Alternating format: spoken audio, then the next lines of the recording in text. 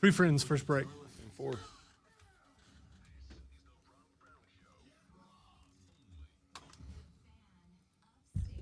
Good morning. I'm not going to lie to you, kids. I'm a little tired. It's not my fault. And I'm a little tired because the Stanley Cup Finals Game 1 was absolutely everything I hoped it was going to be. DVR is your friend. I'm just not interested in that. Maybe it's a me thing. It is absolutely my own problem to deal with. I recognize that as is true with most people. My problems are of my own creation. I shan't disagree that I have bred the monster. I have created the demon which haunts me this morning. Yeah, I could tell by Sports Flash.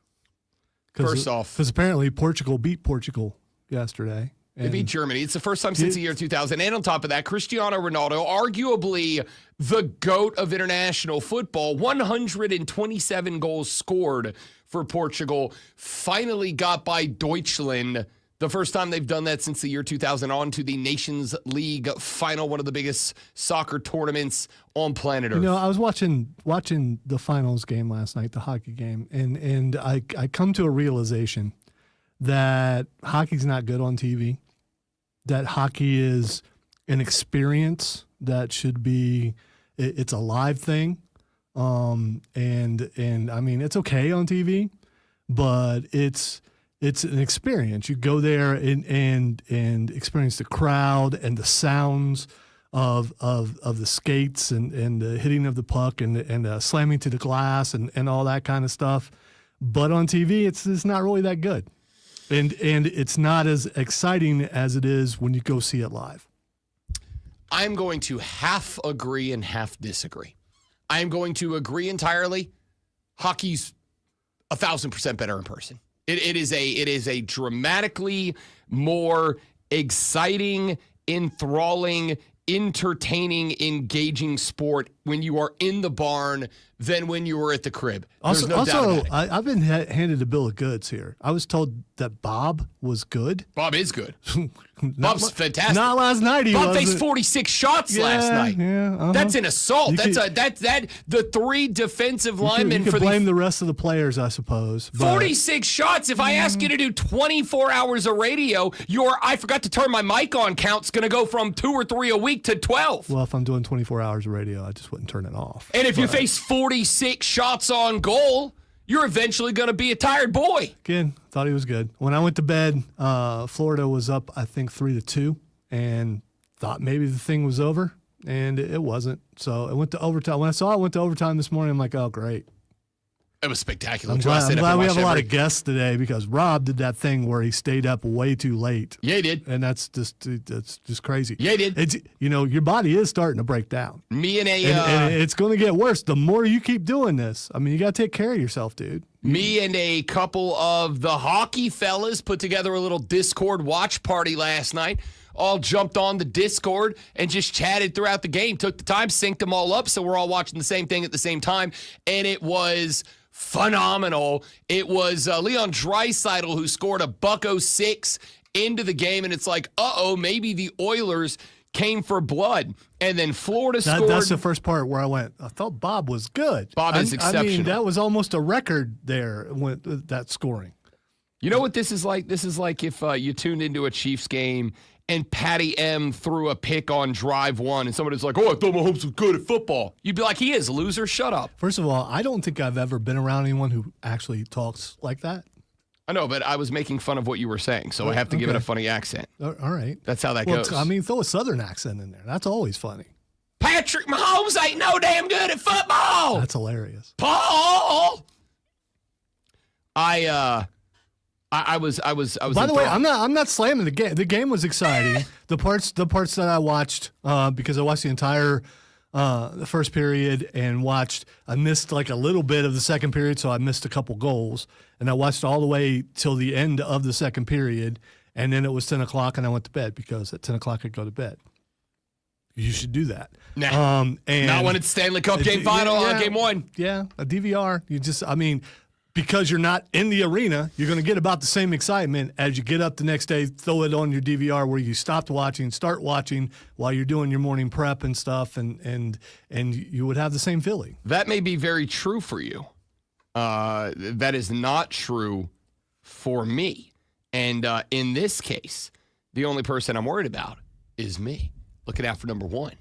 I'm glad, for the record, very glad I stayed up to watch the game last night because it got dicey.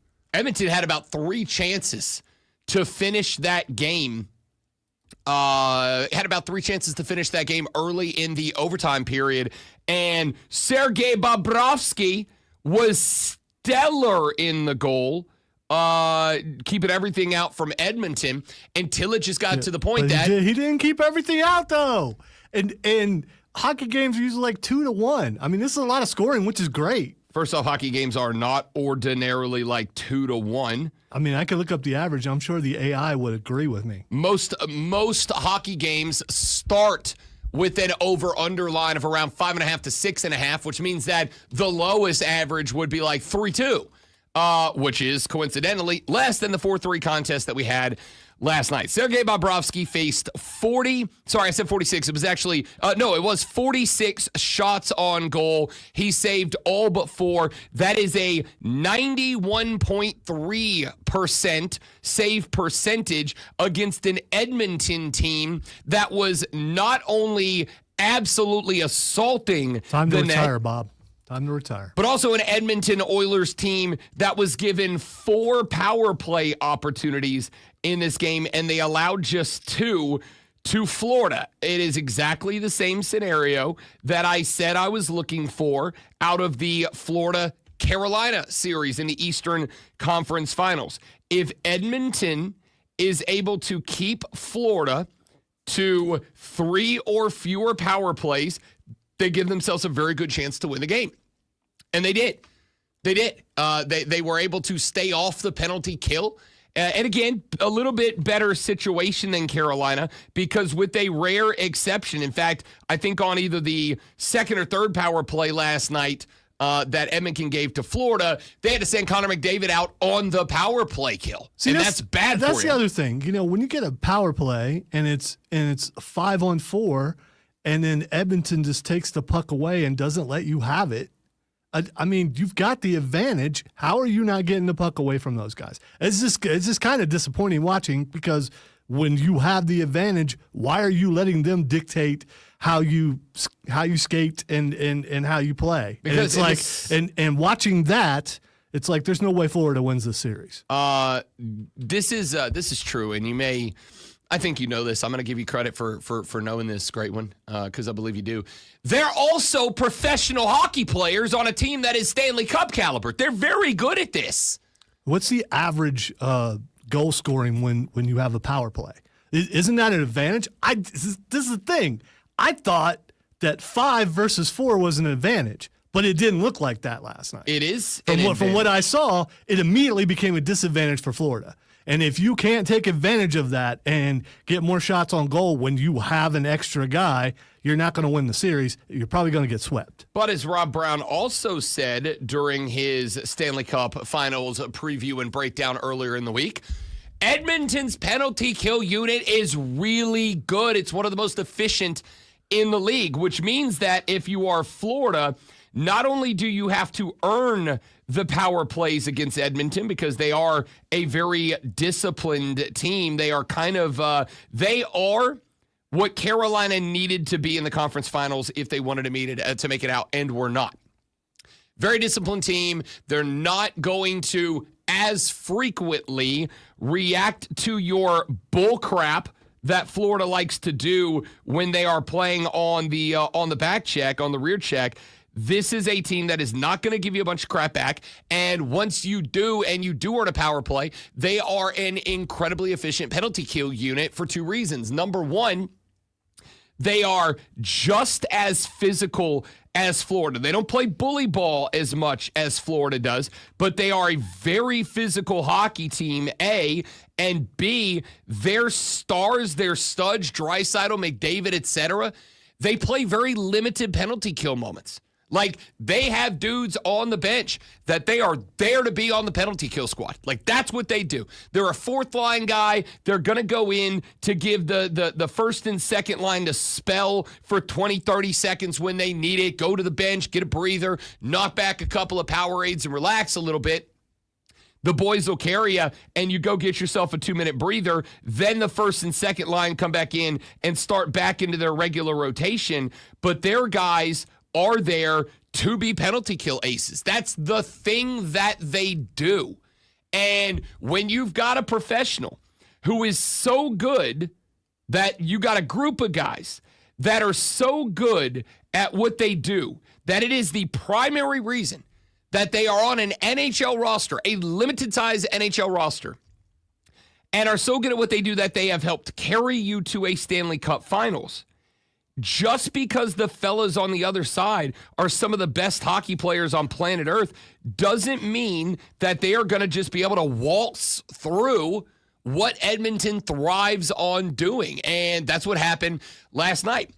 Draisaitl gets one a minute 6 into the game. Florida scores 3 back-to-back-to-back to level or to take the lead 3-1, but you got late into the game. And what happened to Carolina happened to Florida against Edmonton. You got deep into the game.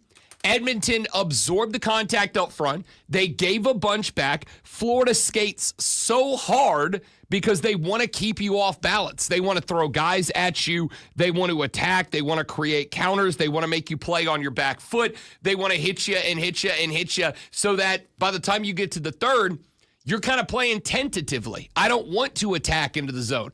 I don't want to go unless I have numbers. Because if I carry the puck without numbers, without an escape valve behind me, then I'm going to end up in a spot where I'm going to get absolutely jackhammered as soon as I cross the blue line onto the other side of the ice.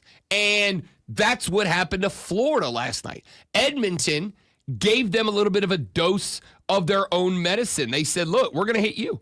You're going to carry the puck into our side? Fine. We are going to pick you up at center ice. We are going to absolutely throw you into the boards. There was a shot on Sam Bennett right in front of his own bench that the Discord that I was in, there was like 4 or 5 dudes in the Discord watching the game together last night. And Bennett took a shot in front of the bench in the late first period that he got hit, and we were able to use it to tell exactly where everybody was in the game with their TV synced up because the Discord went, ooh, ooh, ooh, ooh, oh, ooh, from all 5 dudes reacting to the shot. That's what Edmonton was doing last night. And when Edmonton started putting that on Florida, it got to a point late in the second period that all of a sudden it looked like it was Florida who was gassed. I actually said in the chat last night, I was like, Florida looks gassed. The legs are tired, boy. The legs are tired, bud. And once that kicked in, Arvidsson scored a goal. Ekholm scored a goal to go up to tie it at 3 apiece with 6:33 played in the third. You kind of had to draw late, and I will keep it a buck. The only reason Florida ended up going into the overtime period and not losing this thing outright in the third was because Sergei Bobrovsky is an excellent postseason keeper. The only reason this thing wasn't an Edmonton regulation win was because Bob was lights out in the third period. Bob, probably, I think a lot of lesser goalkeepers would have given up a couple of goals in that third period. That would have seen Edmonton take a regulation win. The only reason they were in OT was because of Bob. And then in OT, Edmonton had probably, I know for a fact, top of my head, had 2 opportunities that I think against an average goalkeeper, they probably score and put it away. They had 2 breakaways and I think 1 real good rip from just inside the faceoff circle that I think against an average NHL goalkeeper, they score at least one of those 2 and it's ball game over. But Bob kept the Cats alive in that spot and tried to give them an opportunity. But by that point in the game, Florida looked gassed. They looked tired. They weren't really able to organize anything into the Edmonton third. They weren't really able to get any sort of offense. that looked like it was strategic at all. It got to a point that it looked like Florida was just relying on, we're going to let Edmonton attack. We're going to hopefully create a turnover somewhere. We're going to tip a pass. Bob's going to get one and be able to lay it off to an open defender to push it up the ice, whatever the case might be. It looked like it got to a point where Florida was gassed. They were hoping to just win with a counter. Edmonton all of a sudden starts moving the puck around in front of Bob, playing the shell game with him. And that led to one of the best game-clinching goals I've seen in a long time. McDavid slides it over off of a spinning backwards backhanded pass down to Perry with the little spinning backhander over to McDavid. McDavid diving to the goal. Here's the best part. Doesn't slide it across to Draisaitl. He realizes that he's got a stick in the lane. He's got to pass the puck 7 feet. 7 feet to get it across the front of goal over for Draisaitl to knock it home past a Sergei Bobrovsky who got caught on the near side of the net because the Oilers were all stacked on that side. Realizes there's a couple of sticks in the lane, so in a 7-foot pass, gets the puck in the air, over the face of a hockey stick, and then back on the ice, sliding to Draisaitl, who's able to snipe it in to the upper right 90 over the extended glove of Bob, who, by the way, had no business being anywhere close to making the save, and yet he missed it by an inch. So, Edmonton sweep. Not at all. Not at all. Keep in mind, this exact same NHL Stanley Cup Finals last year, Florida won games 1, 2, and 3. And then Edmonton won games 4, 5, and 6. So Florida won 1, 2, 3. Edmonton won 4, 5, 6. We had one of the greatest hockey games of my life in Game 7 last year. I have got 2 results bets on this NHL Stanley Cup Finals. I've got a bet on Edmonton in 7, and I've got a bet on Florida in 7 because they're both plus money bets. If this thing goes 7, I'm making a good bit of money on it. And I'm comfortable. I'm not saying for sure, but I'm comfortable saying after what I saw last night, real good chance this is going to 7. All right, we got to run to a break. We're going to talk a lot of hockey on the radio program today. Got to talk a lot of NBA as well. NBA Finals game number 1, 8:30 tonight in Oklahoma City. We're going to break that down. Coming up on the show, Lulu Kesin at 8, Fight Club at 8:20, Rashad Beard on the phone at 8:40, 9 o'clock, Hate Nass Mario, 9:20, Denton Day, and then 9:40. That's your last opportunity to be a part of the show on a Thursday. The Rob Brown Show on the Fan Upstate. All right, guys, live read real quick. We'll be right back. Please don't go anywhere.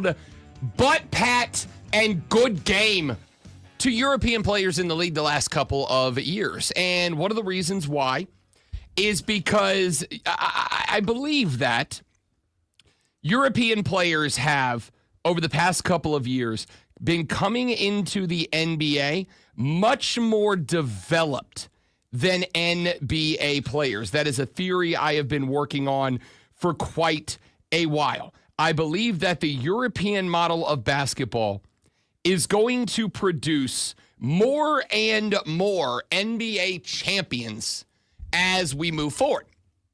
And you've seen the last couple of years, more and more European players start being picked towards the top of the draft. Last year, the Atlanta Hawks picked Zachary Ricochet with the number 1 overall pick out of France. The reason why is because these European players come over and they are much more well-rounded, polished players than most, not all, but most American players. And I've also said a few times, including earlier this week, when I was given the old pat on the butt and GG to Tyrese Halliburton, because Tyrese Halliburton is, to me, an old school traditional point guard. Tyrese Halliburton, yeah, sure, he's going to finish games with 22, 24 points. He's also going to finish games that the Pacers win with 13, 14 assists mixed in there as well. Team aspect. That is something that I think that we have lost in American basketball. That is something over the past couple of, I would say, years, because I'm going to say, honestly, I think it kind of started. I am not blaming him for it, just so we are clear. But I think it kind of started during the peak Kobe Bryant years.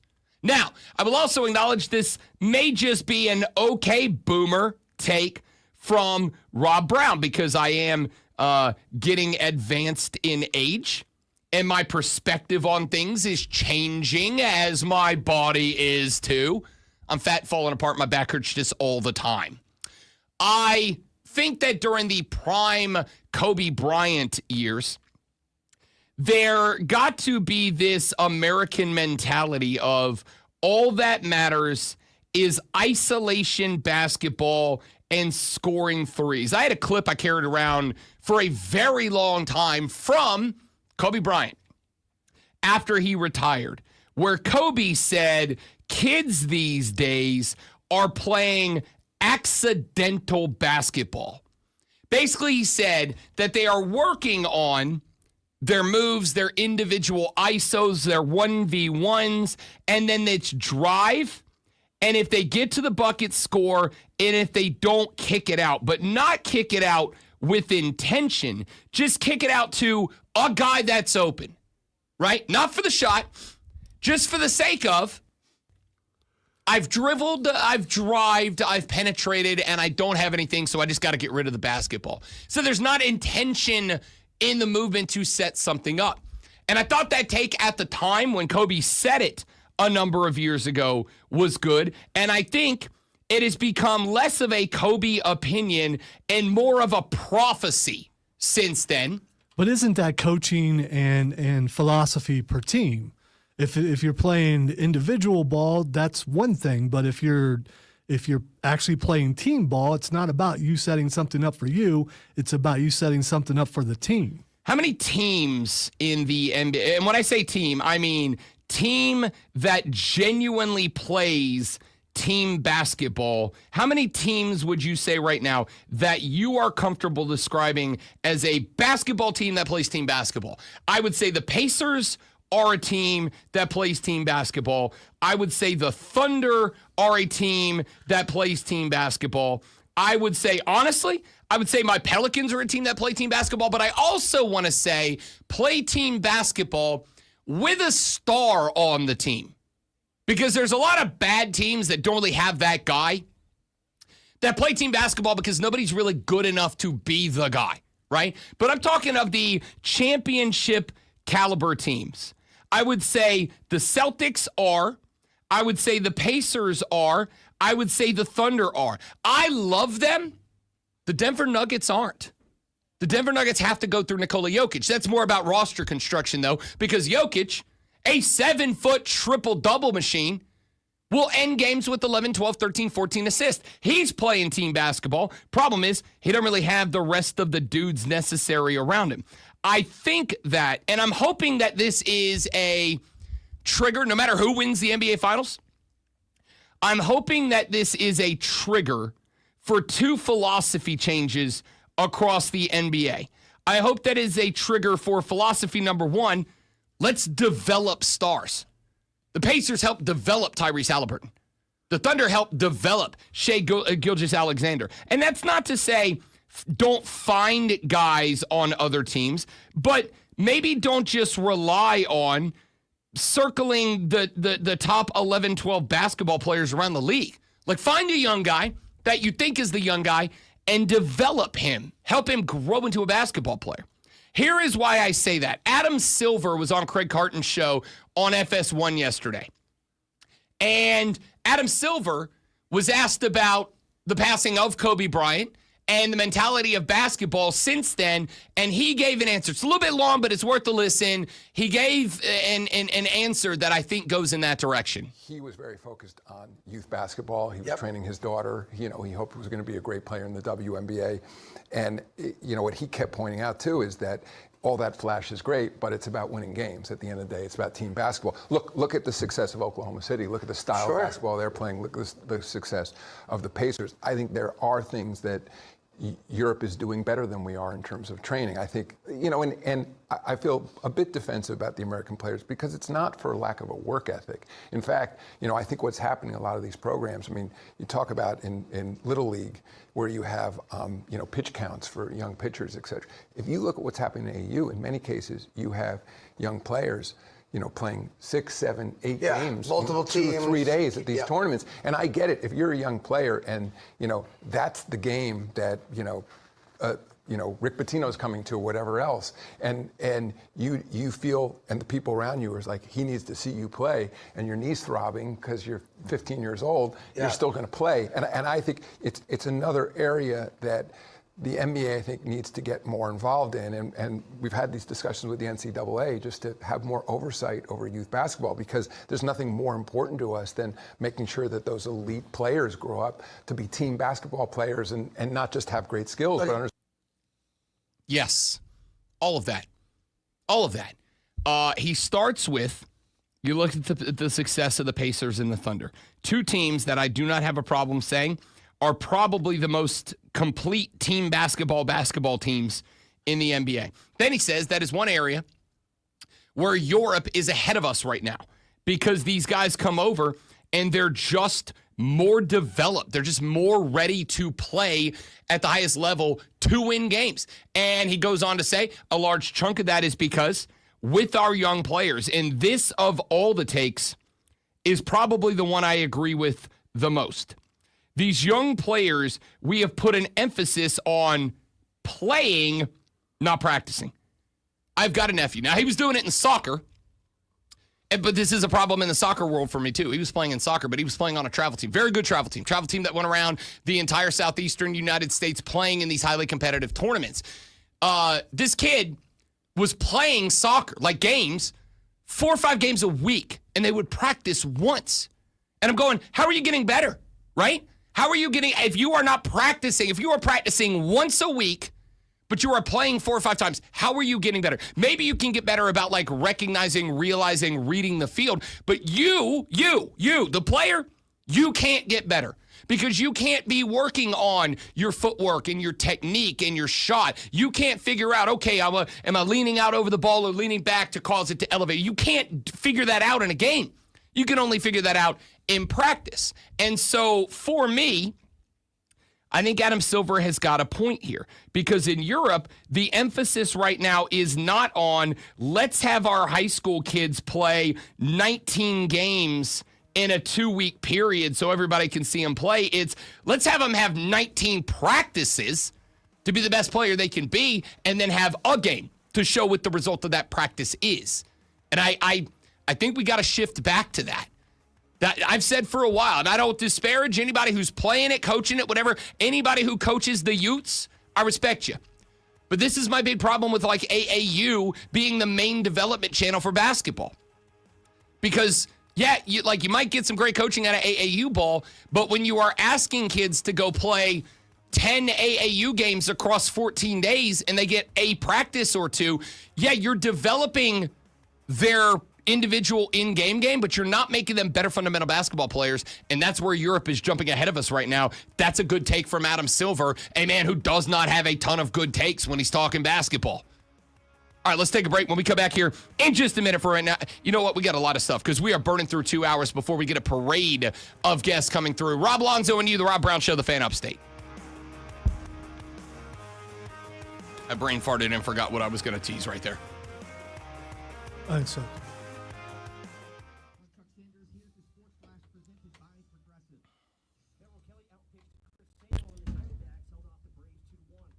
I'm trying to break that. You are going to break that.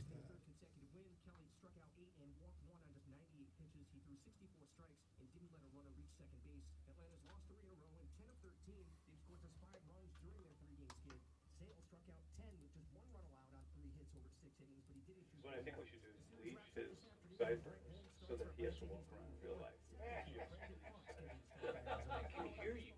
Really, I'm just making this movie as an excuse to give Nathan a bowl cut. For our next number, we'll play a little song I wrote about love. Oh, yeah. Much better shape than last time. That haircut should be against your vows. That what? That what should be what? That what should be what? That was him working on Nathan Fillion's bowl cut.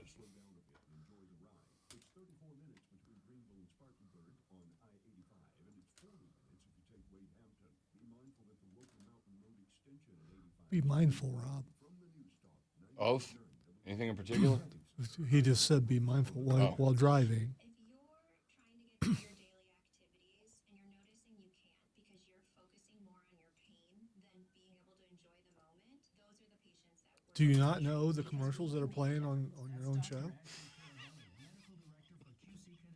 we're doing at QC Kinetics is offering treatments that help with joint preservation. We use cutting-edge technology in our in-house lab to harness your body's natural healing powers and target the areas where you need them the most. These are regenerative, non-surgical treatments, and QC Kinetics is the nation's leader, delivering lasting relief to tens of thousands of patients. What we do know is that the sooner we start treatment, the sooner you'll see relief. So don't wait another minute. See if you're a good candidate for these non-surgical treatments for joint pain. The consultation is completely free. Call QC Kinetics, 864-448-3772. That's 864-448-3772. Have I uploaded camera to this? I am not. Awesome. 3772. This is the story of the one. As a safe Rabble. It's going to be okay. Slow down. Take a breath. Nah, just since Chris was kind enough to hook me up with the new laptop that's not a child's leapfrog laptop, except for, I missed that laptop. That was so much fun to watch. oh my God, it was like, I felt like a gorilla trying to like, you know how they do those experiments with the chimps where they like try to like get them to poke a stick through a hole and like give them food back? I felt like that. It was just like, no. Can I move them over to my Google A drive? I think I did. You can have peace of mind that they can pay the mortgage and other bills if something happens to you. With coverage in as little as 10 minutes, all online, Ethos finds your best rate across our multiple trusted carriers. Some policies as low as $1 a day billed monthly. And even in uncertain times, your term life insurance rates and payout don't change. Get your free quote at ethos.com/life. That's ethos.com/life. From the Ingalls Market Studio, the Upstate, 97.7 FM Greenville, 97.1 FM Spartanburg. from the Freelance Yacht. Now, the Infinity Sports Network. Getting the game on the You stay classy. Pal. It's very like Rob in his early college years sounding music. This was like Rob's Goo Goo Dolls, Wallflowers days. Did it slow you down? I mean, No, quite the opposite. Okay, all right. I was big into the bouncy alternative back in the day. Also, didn't know until years later that I guess the lead singer of the Wallflowers is Bob Dylan's kid. Yeah. Jacob Good Dylan. tunes, man. Yeah. Good tunes. Yeah, Chris hates him. Well, I mean, even Captain America, Chris Evans down the hall is allowed to have some wrong opinions. It's fine. It's fair. I don't know that we need to get into it because I don't know what there is to get into. But it is worth talking about that the House settlement has been delayed again. We brought this up to you yesterday. If you missed it, the NCAA versus House settlement, which was supposed to be settled a month ago, then it got pushed back. Then it was supposed to be settled early last week. Then it got pushed back. Now we know that it has been pushed back to June 27th. And outside of that, we are, all of us collectively, and when I say all of us, I am not just saying myself and Lonzo as broadcasters. I am saying y'all as fans and college presidents and athletic directors and head coaches and yada, yada, yada, yada, yada. We are all now in a holding pattern because the new date is June 27th, over 3 weeks from now. Now, on one hand, I really don't have an issue with it because we all know just how important it is that this thing get done and get done right. Because the House settlement is going to effectively, although it will be challenged, I can guarantee you that, it is going to, at least out of the gate, establish whatever the NCAA's new disciplinary and regulatory arm is, right? The sports, the Collegiate Sports Committee, I believe is what they are ultimately calling it, is going to have its establishing doctrine published in the House v. NCAA settlement. So I am 1,000% fine with the parties involved in the House settlement taking their time, getting it right. So far, I have not had any issues with any of the rulings, comments, or concerns from Judge Claudia Wilkin of the judge who's overseeing the settlement. In fact, quite the opposite. I actually think she's been doing a pretty good job of being fair about all of this. When there have been problems, ordinarily the problems that she has pointed out are problems that impact entities that are not directly participating in the lawsuits themselves. Obviously, what are we booing here? Something floundering in committee, taking forever. I'm just waiting to be right. They need to go ahead and declare these kids employees so that I'm right. To me, and gone will be the scholar athlete. Oh, you can still call them scholar No, they athletes, will still be scholar athletes, but as they still will be athletes who are on scholarships. and paid. So Sure. they'll be employees. And I just can't wait because it kills a lot of arguments. It also puts a knife through the heart of the people who are still clinging to the old way. And they'll have to go away. Their voice will be silenced forever. And we can move on into the new. Lonzo's all about silencing people. No, I just want to move on into the new. I'm looking ahead of what things can be. And I mean, should that's be. fair, but like, wouldn't we argue right now that the teams that we consider national championship contenders, and I would even say, yes, Clemson and Dabo in this, wouldn't we say they all have moved into the new? Right? Like I wasn't talking about the teams. I'm talking about people like on the radio. Yeah, and that's on fine, TV. but I'm like talking about people of your ilk. And that okay.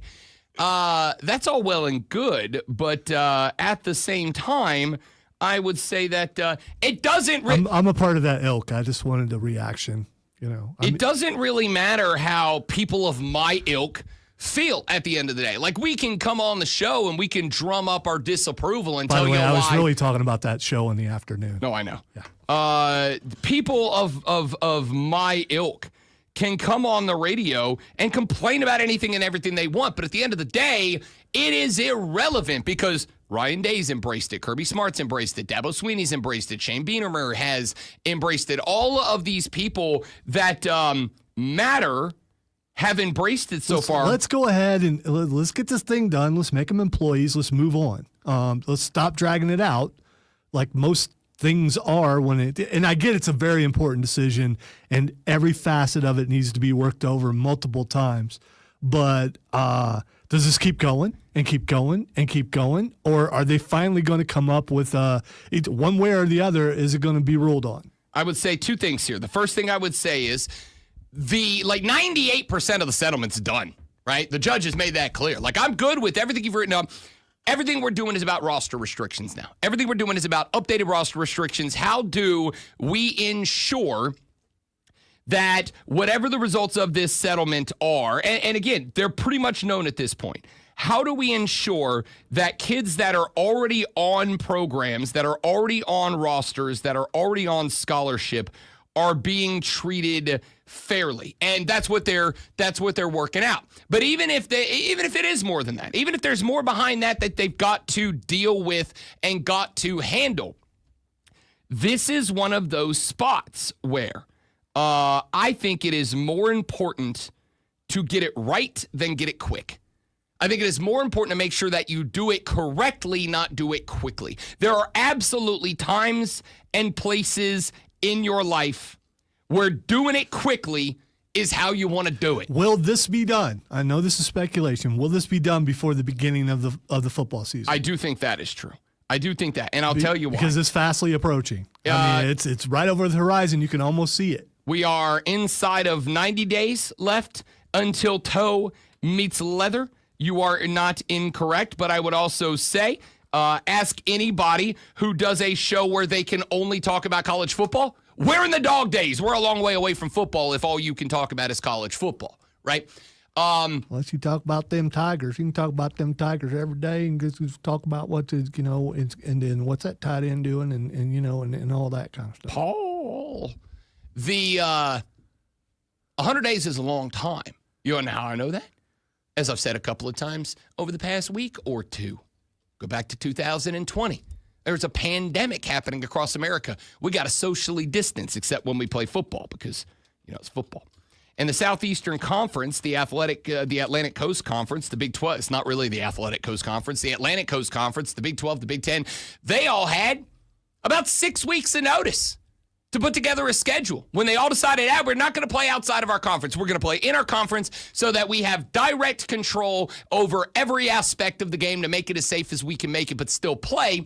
They gave themselves about 6 weeks, and when you look at that, they pulled off an entire damn college football season with 6 weeks. So, yeah, they'll have it done by then, and I'm not really worried about that, but that's not what I'm worried about as a deadline. What is concerning for the judge is that as it stood, the date selected as the first day for revenue sharing as a result of the House v. NCAA settlement is July 1st. That's a lot closer than August 31st. Absolutely. Well, see, and by the way, the first college game I was looking up is on August 23rd, but a lot of teams will start practicing in July, at the end of July to the beginning of August, or maybe middle of July. So when I say it's not that far, it's a lot closer than what you're saying, because to me, football starts when they show up on campus to start practicing.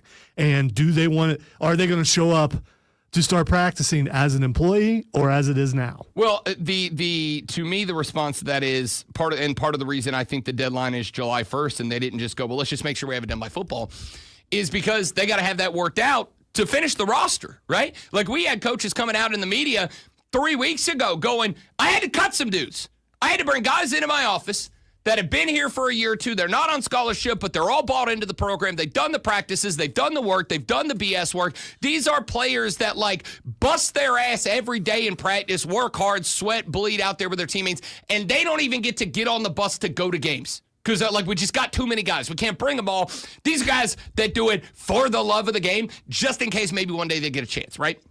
And I've had to call them into my office and say, love you, brother. Thanks for being here. Thanks for all you did for the program. But unfortunately, I got to let you walk because we are just out of roster spots under the new roster construction. They got to have that done.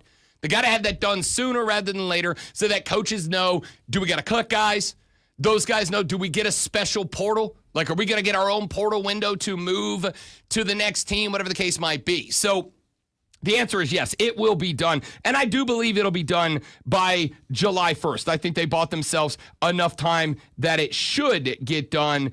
I'm just curious as to how this impacts that payout window, that revenue sharing start that was slated to start July 1st. But again, that's part of the settlement, is that window. So 26 days.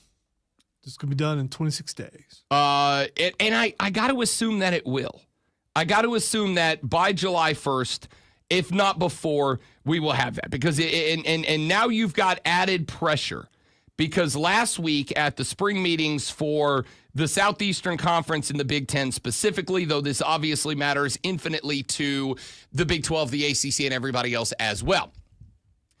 Now you have these major conferences that are saying, y'all are holding up decisions, right? Greg Sankey's saying, we've got to make a decision about whether we're going from 8 to 9 conference games, but we got to know what the format of the playoffs is going to be. The playoff committee saying we got to know what the House settlement's going to be, whatever. Like, it's one thing if you are just holding up the revenue sharing that is the result of the settlement, as a result of the settlement being held up. And let's be real, the NCAA wants to make sure the settlement happens. They want to try to limit the limit the damage. I don't know why I combine limitation and damage there into damagetation. They want to limit the damagetation there, but at the same time get a settlement, because it has been predicted and prognosticated by some super smart dudes, legal scholars, that if this goes to a trial, the NCAA will have their asses handed to them. And what was a $3 billion settlement will likely turn into one that is much, much more than that. And they probably won't have the ability to pay that off. And now all of a sudden we're going, well, is there an NCAA anymore? So I do think that they want this done.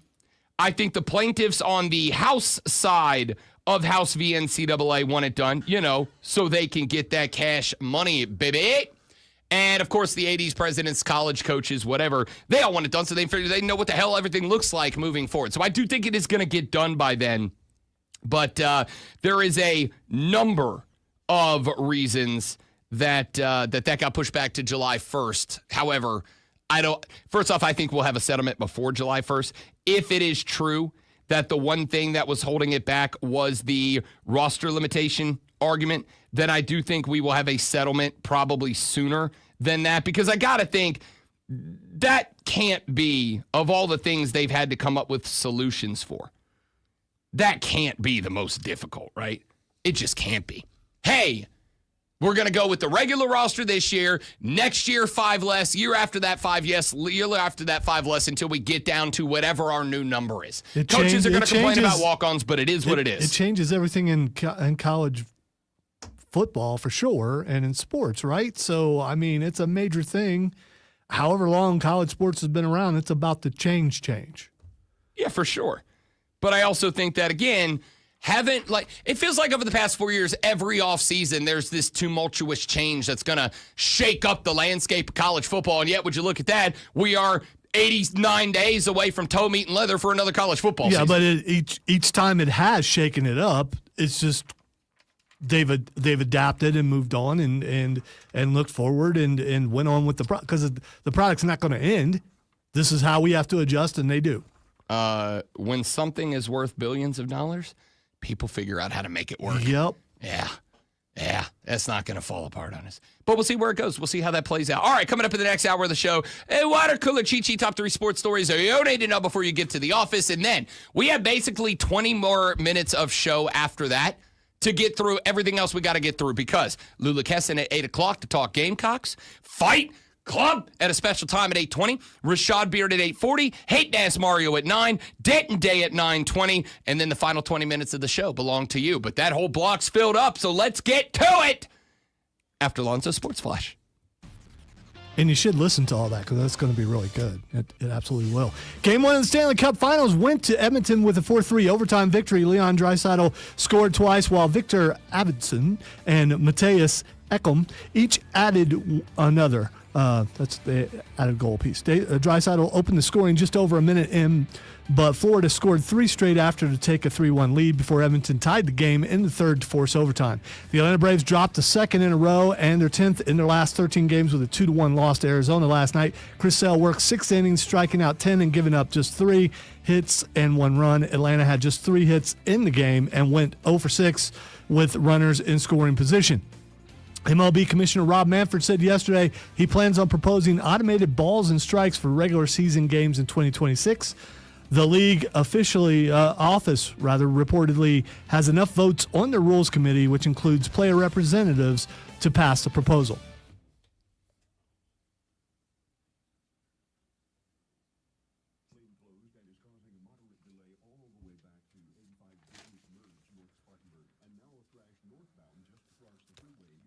I have to talk too fast.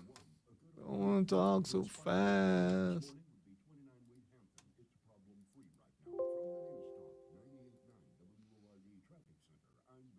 By the way, Todd, we talked a lot of golf in the first segment, so check that out on the free Odyssey app.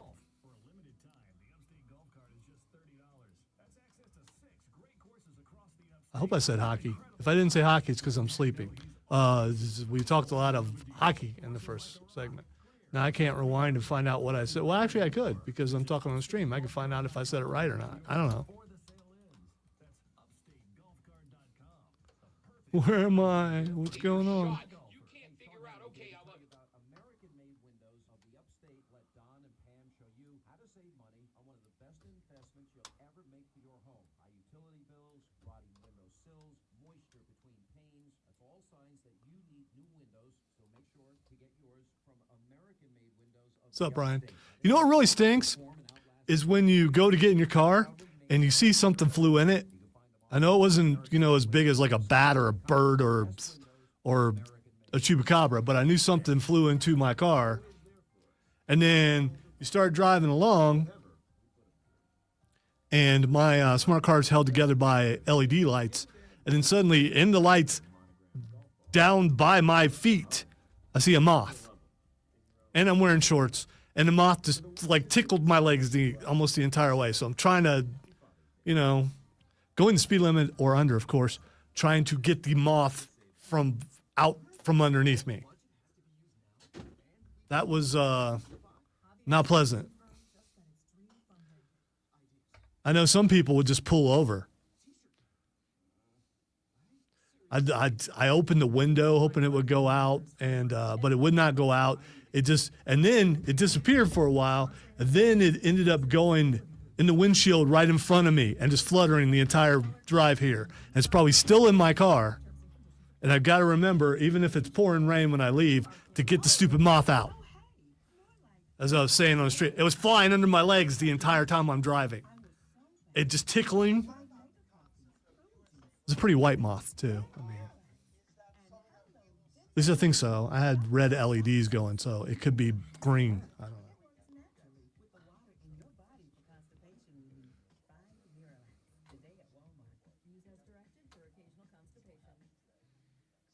Unique and unlike any other sports talk show, it's BetMGM Tonight, Monday through Friday from 7 to 11, only on the Fan.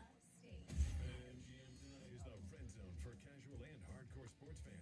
Live sports betting updates for all of the night's games as they happen. Get the latest scores, sides, totals, props, parlays, futures, and much more with real-time, relevant sports wagertainment tonight at 7. BetMGM Tonight, exclusively on the Fan and on the Odyssey app. Wire to wire with Diesel and Cole Bryson. Turn on, leave on. We're joined right now to continue the conversation. Brett Siegel. Steven, was it worth it? I mean, what's the rest of the gallery like that the Mona Lisa is in? Okay, I've been there. I can actually answer that. Okay. Well, it's probably changed since you've been there. The Mona Lisa is very interesting because the painting is only about this big, right? You get this image of this big grand. It's a little painting.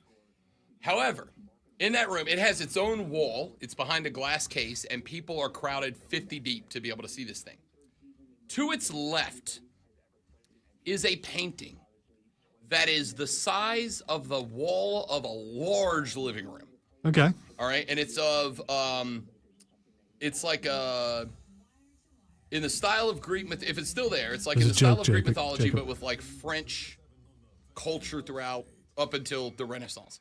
But this thing is so incredible because in this gigantic painting, if you walk up close and you look at the details, in the picture, the guy who painted it painted down to like not the cuticles on your fingers, but like you know at the bottom of your fingernail how you kind of have that like that little white part down at the bottom. I think that is a cuticle. Like on your fingernail, like there's that little like white spot. Yeah. Well, on mine anyway. He painted those into it. It's unbelievable. Like I was more impressed with that than the Mona Lisa. But it is the Louvre as a museum is one of the most incredible places I've ever been in my life. It is the reason I want to go back to Paris. Is I want to go to Normandy. I want to see the beaches at Normandy, and I want to go back to the Louvre because I was like 13 when we went. And while I even appreciated it at that age, I think now as a 40-year-old history dork, I want to see it again. And we only had like 6 hours in the Louvre. Will you be that I appreciate art snob just sitting there or standing there staring at a picture for... No, but there's also, as Steven just said, there's an entire hall or wing that's just Egyptian stuff. There's an entire wing that's just like ancient Greece. Like it's a walk through human history, and it's unbelievable. I'm not even a big art guy. I'm not there for the art. It's a museum.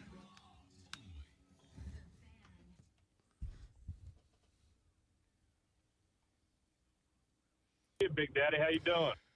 Real damn good, Corey LaJoy. Thanks for asking. Ladies and gentlemen, welcome back to the Rob Brown Show on your radio. It is the Fan.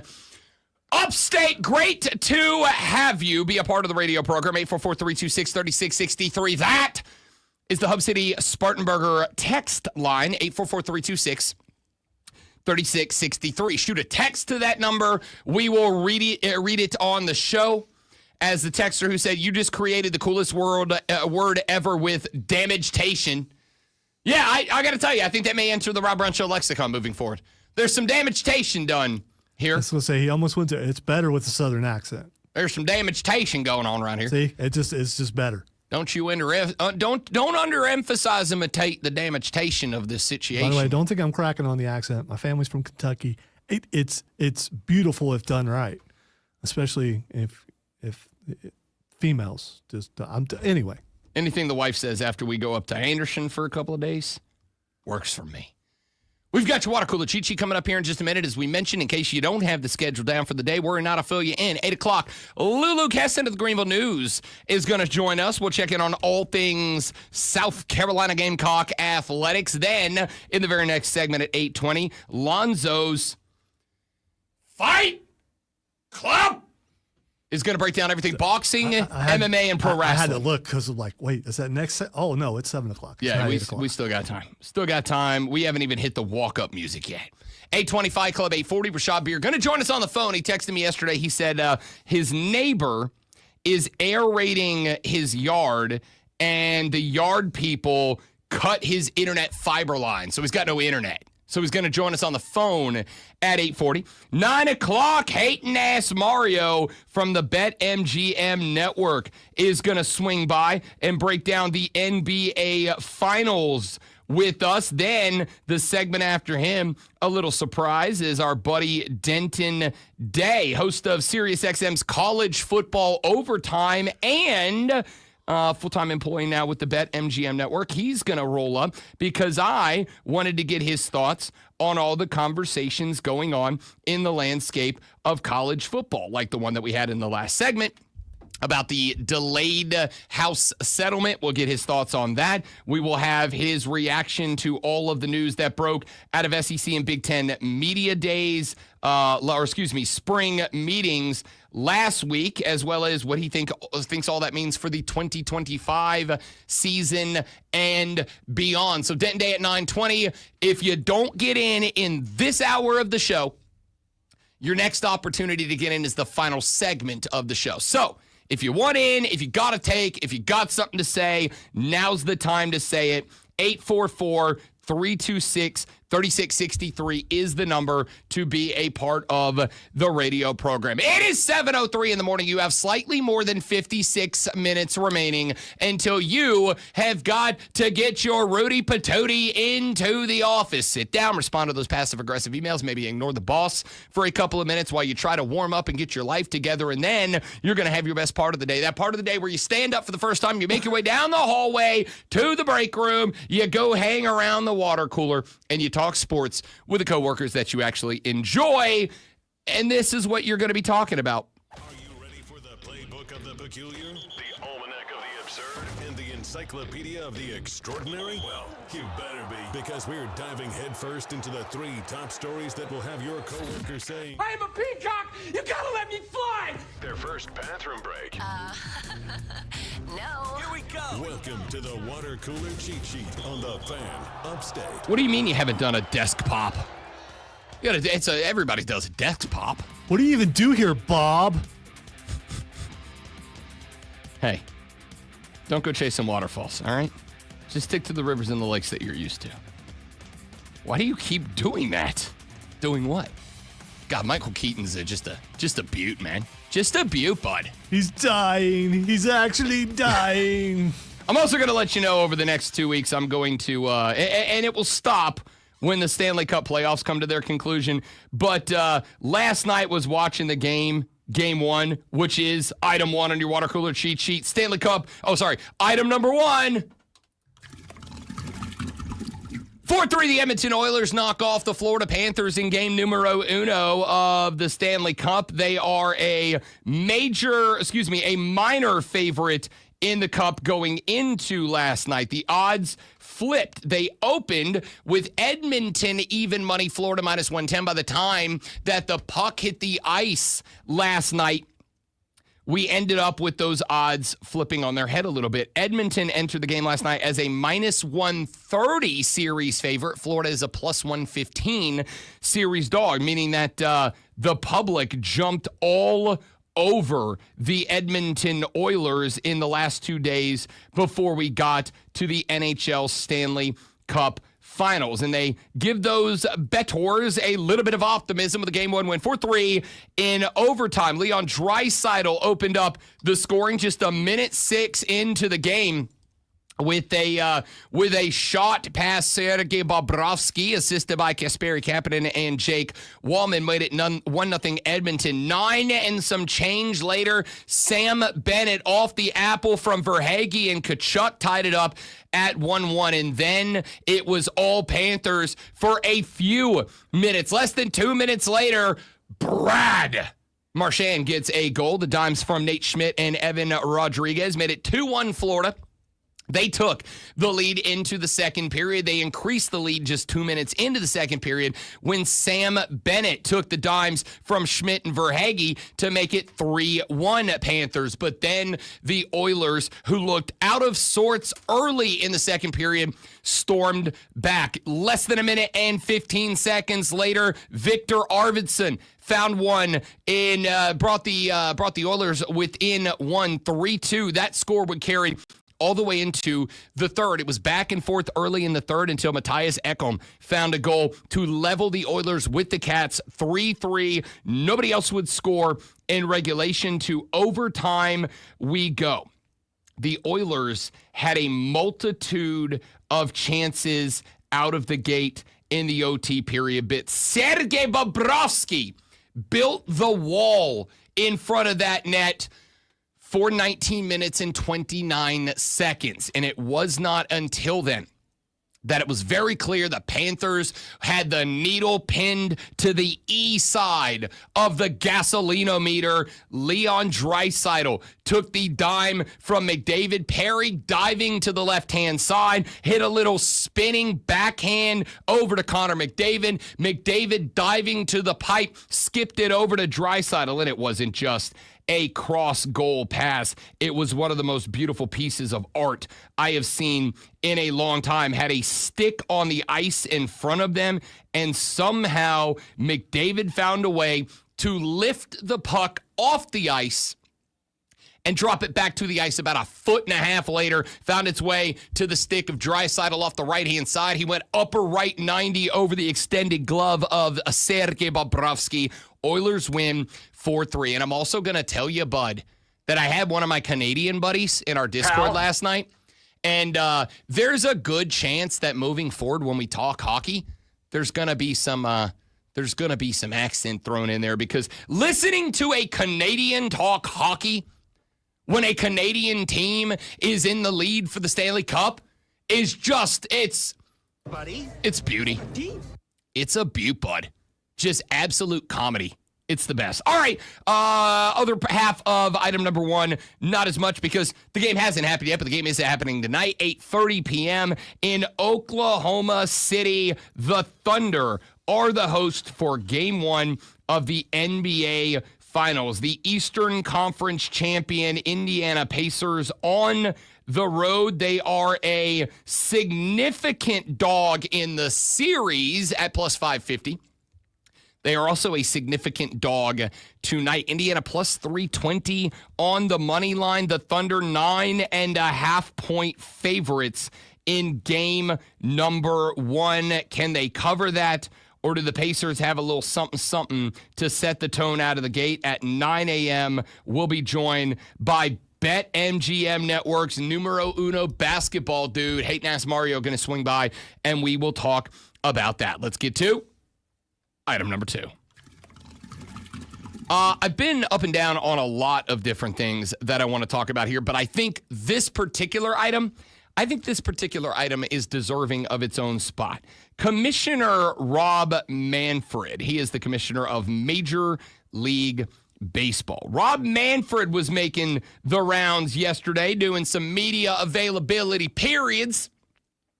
And he gave a couple of different storylines out to people of my ilk. One of them was that part of the reason that he reinstituted Pete Rose into the Hall of Fame was the support of Pete Rose from President Donald Trump. Keep your politics out of my sports. Am I right? Am I right? Am I right? But that's not the one that I care about, which really, I don't even really care that much. I don't think Pete Rose should go in the Hall of Fame, but it doesn't matter what I want. What did catch my attention was the other thing that Rob said. The other thing that Rob said, get the Skynet music ready, great one. Automated balls and strikes is coming to Major League Baseball. Rob Manfred said yesterday that ABS is going to be proposed for full-time regular season utilization starting in the 2026 season. Our downfall. Give me a hell yeah, brother! Our downfall began with baseball. Not surprising. Give me... Humankind ended the day that he made that decision. I'll tell you what. If the best that humankind could do was Angel Hernandez, then we brought it on ourselves. He's still harping on that dude? He hasn't even gone like 2 years? Last night, there is another umpire, Liam Gonzalez, I think is his name. I could be getting that one wrong. In a Rays game, who called a third strike for the third out of an inning during a rally on a pitch that was 6.97 inches off the plate. 7 inches outside. Now, according to most dudes I know, 7 inches is this far outside. All right? That is not 7. 7 inches. That is not 7 inches. This far outside, according to the fellas that I've asked. That's like 14 inches. That's 7 inches right there. Yeah. No, it's a solid that much outside. Okay. That's surprisingly accurate what you just did. I mean, I know what 7 inches. Never mind. Nope. I'd like to keep my job. I'm gonna stop now. Yeah. I gotta stop forgetting to set my board up because this would be the perfect Rob Gronkowski laugh spot. Called a third strike to the third out to kill off a rally that on a ball that was 7 inches off the dish, to the point that and I didn't record the clip. I wish I would have now. But the home team announcers, the team that got a strike call in their favor 7 inches off the dish, the home team was straight up verbally assaulting the umpire. They're like, yeah, like, we're glad that the out's an out because it killed a rally, but good God, that's not good. Not great, Bob. So Rob Manfred said yesterday that he will be proposing, and therefore it will likely pass, that ABS be made a regular season tool for Major League Baseball starting next year. Now, they will not be using it full time. It will be the same system that they utilized in spring ball this year.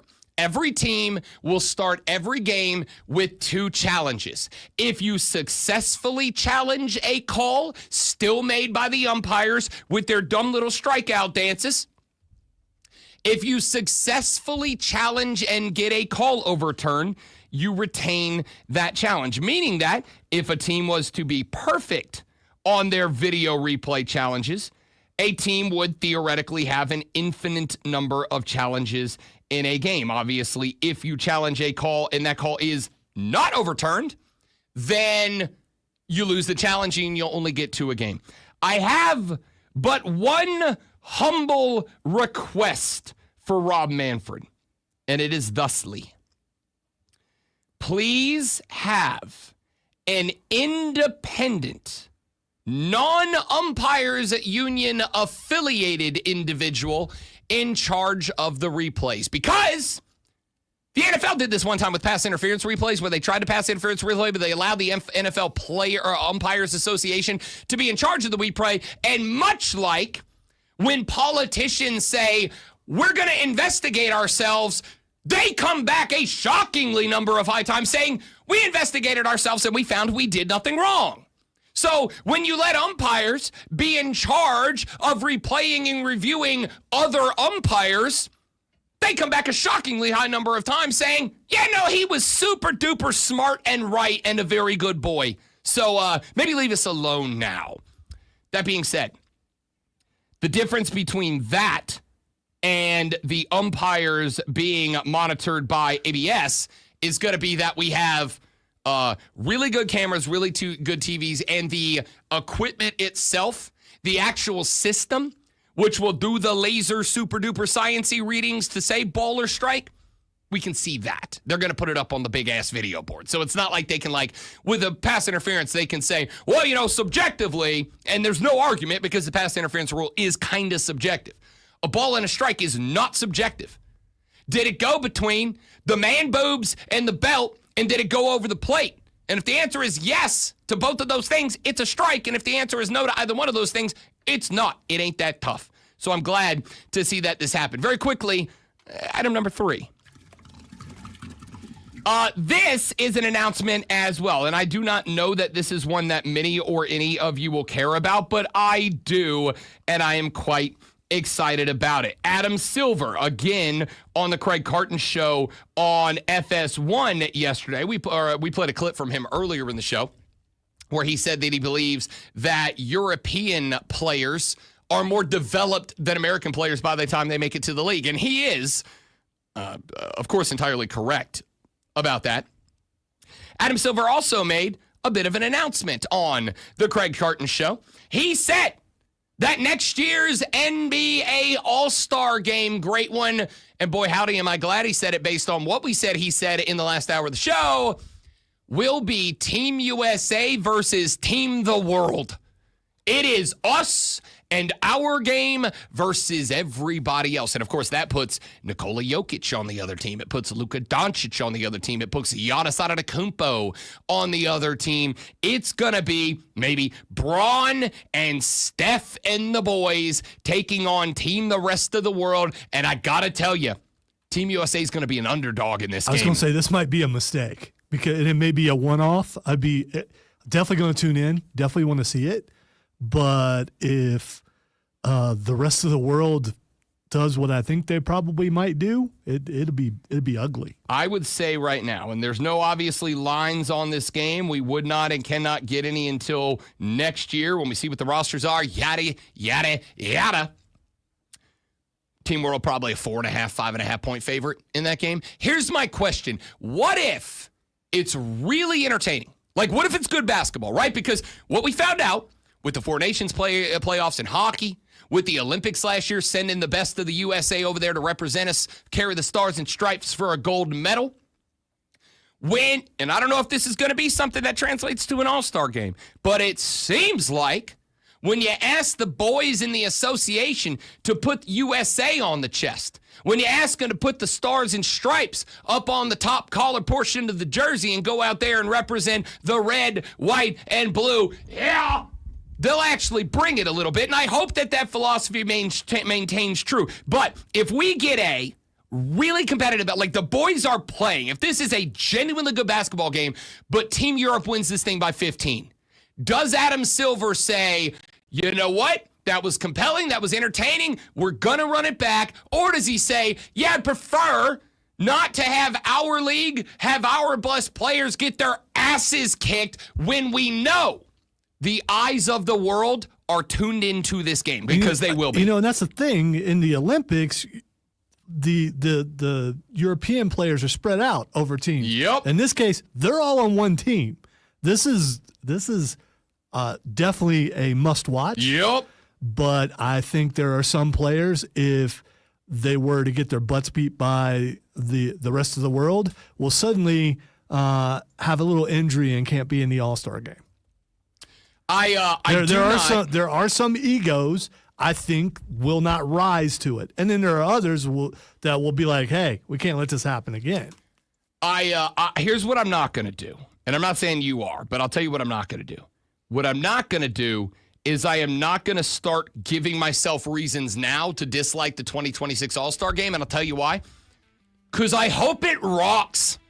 Because I hope it's awesome. Because I hope that if you put that USA across the chest of Tyrese and Scotty Barnes and Donovan Mitchell. Tyrese, it worked too well for him in the Olympics. I'm just saying. Yeah, but I mean, that was a really good team.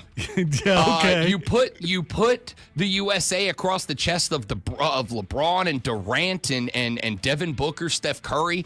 You get the same mentality and attitude that you got out of this team that when they went to the Olympics last year said, we are going to kick ass and take names. I hope they bring that to the NBA All-Star Game. I also hope Team the Rest of the World does the same thing. Say, let's go punk their asses in their country on their court.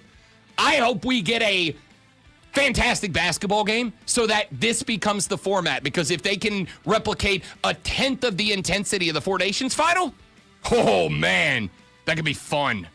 But, Adam Silver, if Team USA loses, run it back the next year, because you know what the only thing that's going to make them want it more than wearing the USA on the chest is? Wearing the USA on the chest and wanting revenge. Back after this on The Rob Brown Show in the Fan Upstate.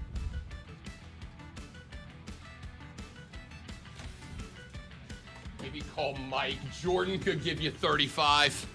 Are you getting up? Yes. All right, be right back, guys. Don't go anywhere.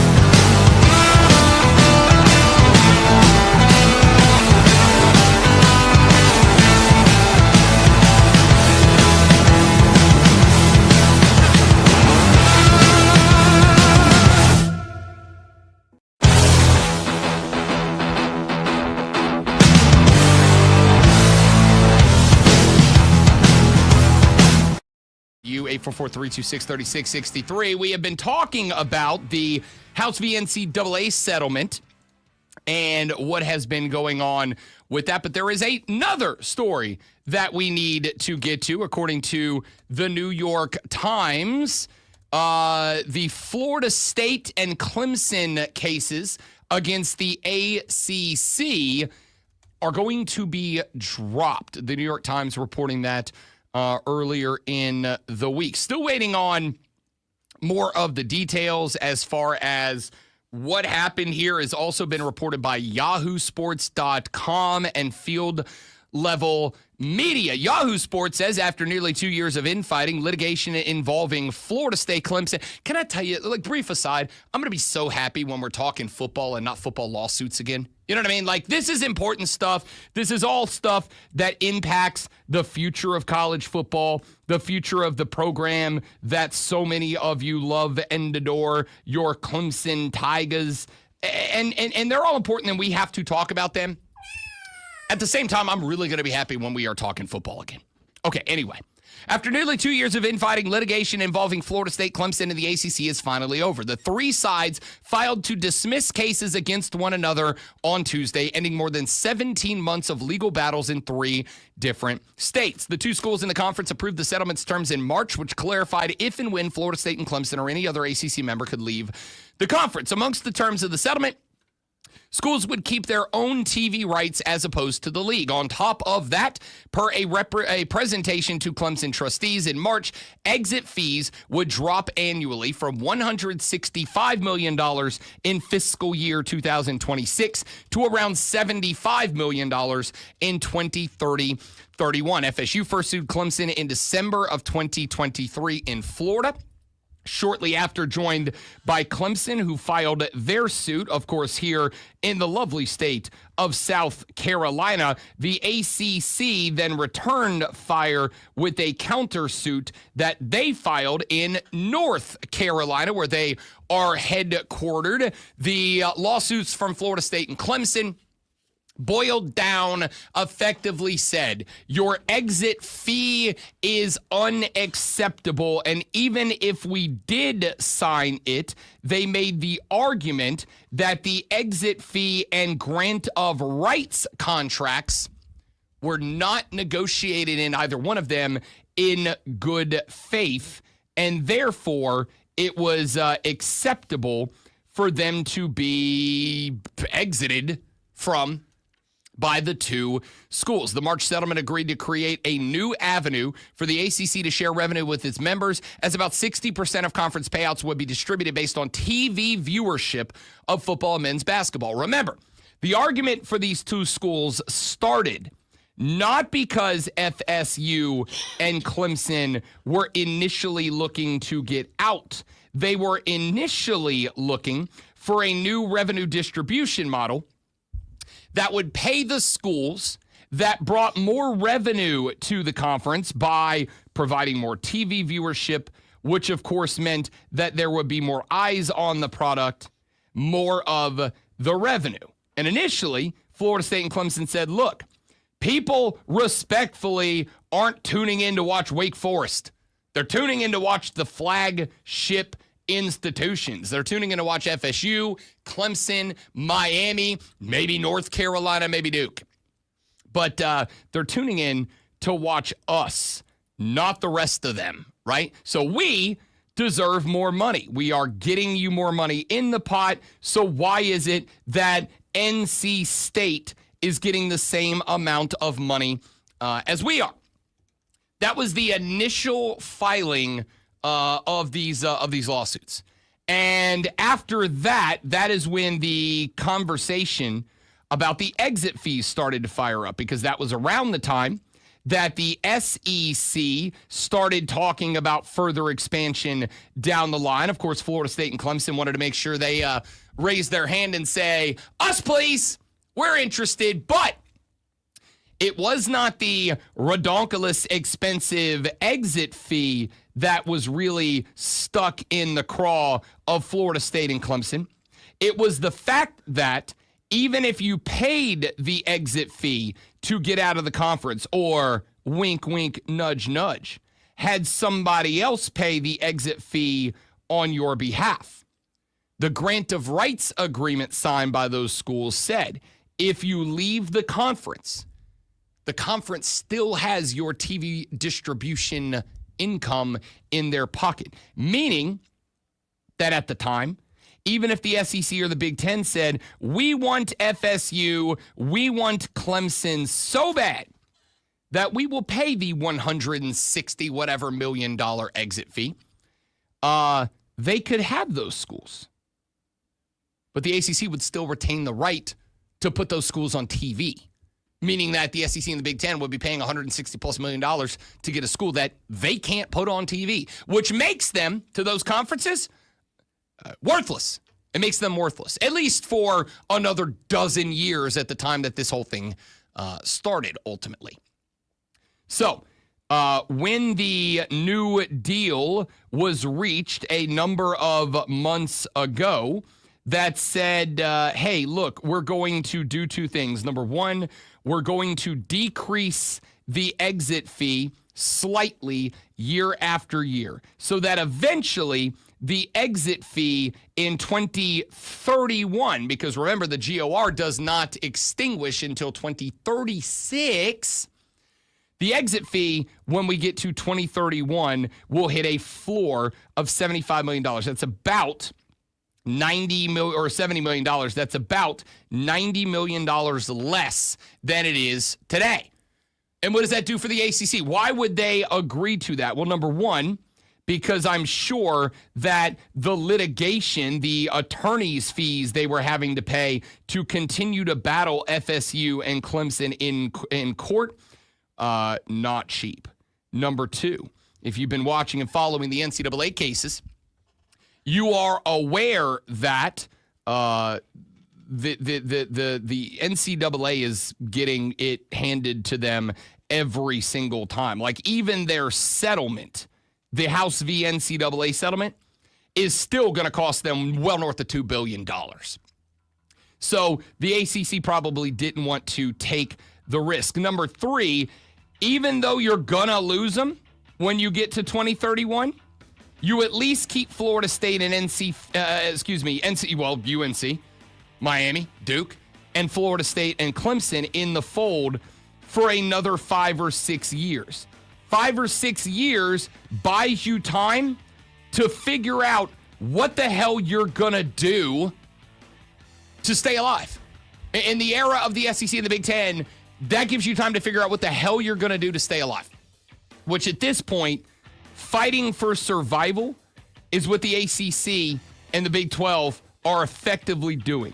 This at least gives you a 6-year window to keep those two crown jewels in your conference to figure out what you're going to do when they leave for the two major conferences. All right, we'll talk more about this later on. The lawsuits between Clemson and Florida State officially dropped against the ACC.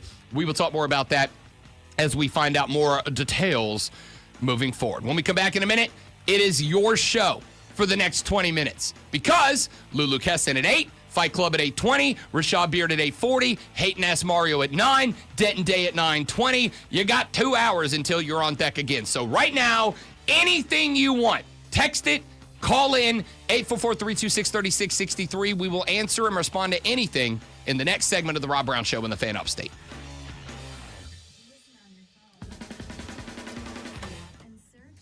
I'm a cool hat guy, but that hat's too small for PK's head. Like, I'm a cool hat guy, but that hat's too small.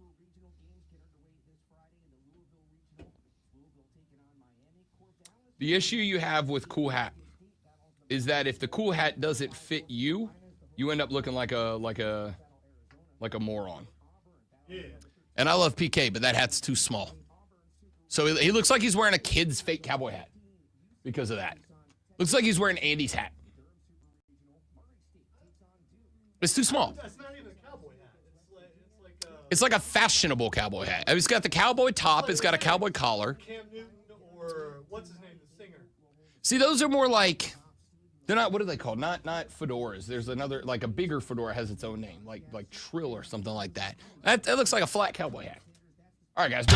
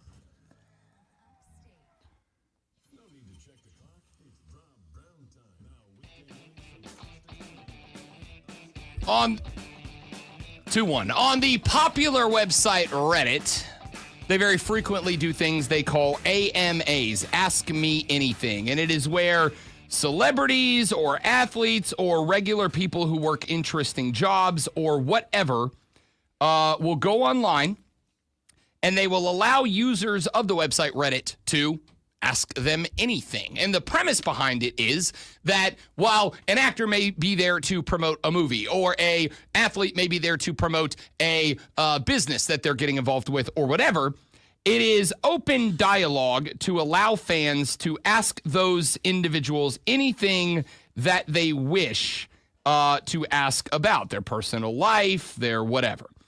I would like to do an AMA for this segment of the show because I booked up the next 2 hours. Lulu Kesin at 8 o'clock to talk Gamecocks, Fight Club at 8:20, Rashad Beard at 8:40 to talk Panthers. Mario breaks down the NBA Finals at 9 o'clock.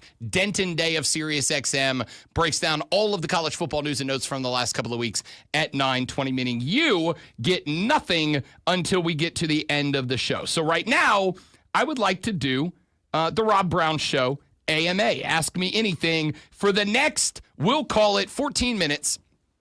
Anything that you put in the Facebook chat, anything that you text me on the show, I will respond to it. May not get a ton of time, depending on how many we get from you guys, but for the next 14 minutes in AMA, Ask Me Anything, 844-326-3663 is the phone number to the Hub City Spartanburger text line. You can text us anything or to call in and get on the air. You can also tweet it to me at The Rob Brown Show. I am opening Twitter as we speak. And of course, I have one. You can join us on our live stream at facebook.com/TheFanUpstate, The Fan Upstate on YouTube and Twitch, The Rob Brown Show on Facebook, Twitch, and YouTube. Go. All right, I have a question. Did you and I coordinate T-shirts last night?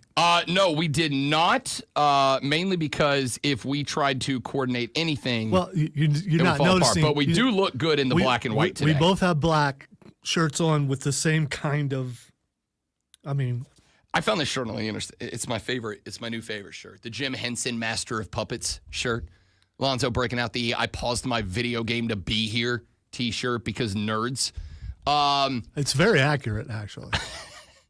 So we have got a couple that have come in already. You can text your AMA question, Ask Me Anything question, to 844-326-3663. Drop it in the live chat or tweet it to me at The Rob Brown Show. Jacob said, Rob, if you could do anything to fix the Braves right now, no questions asked, what would you do? Well, I would start with this.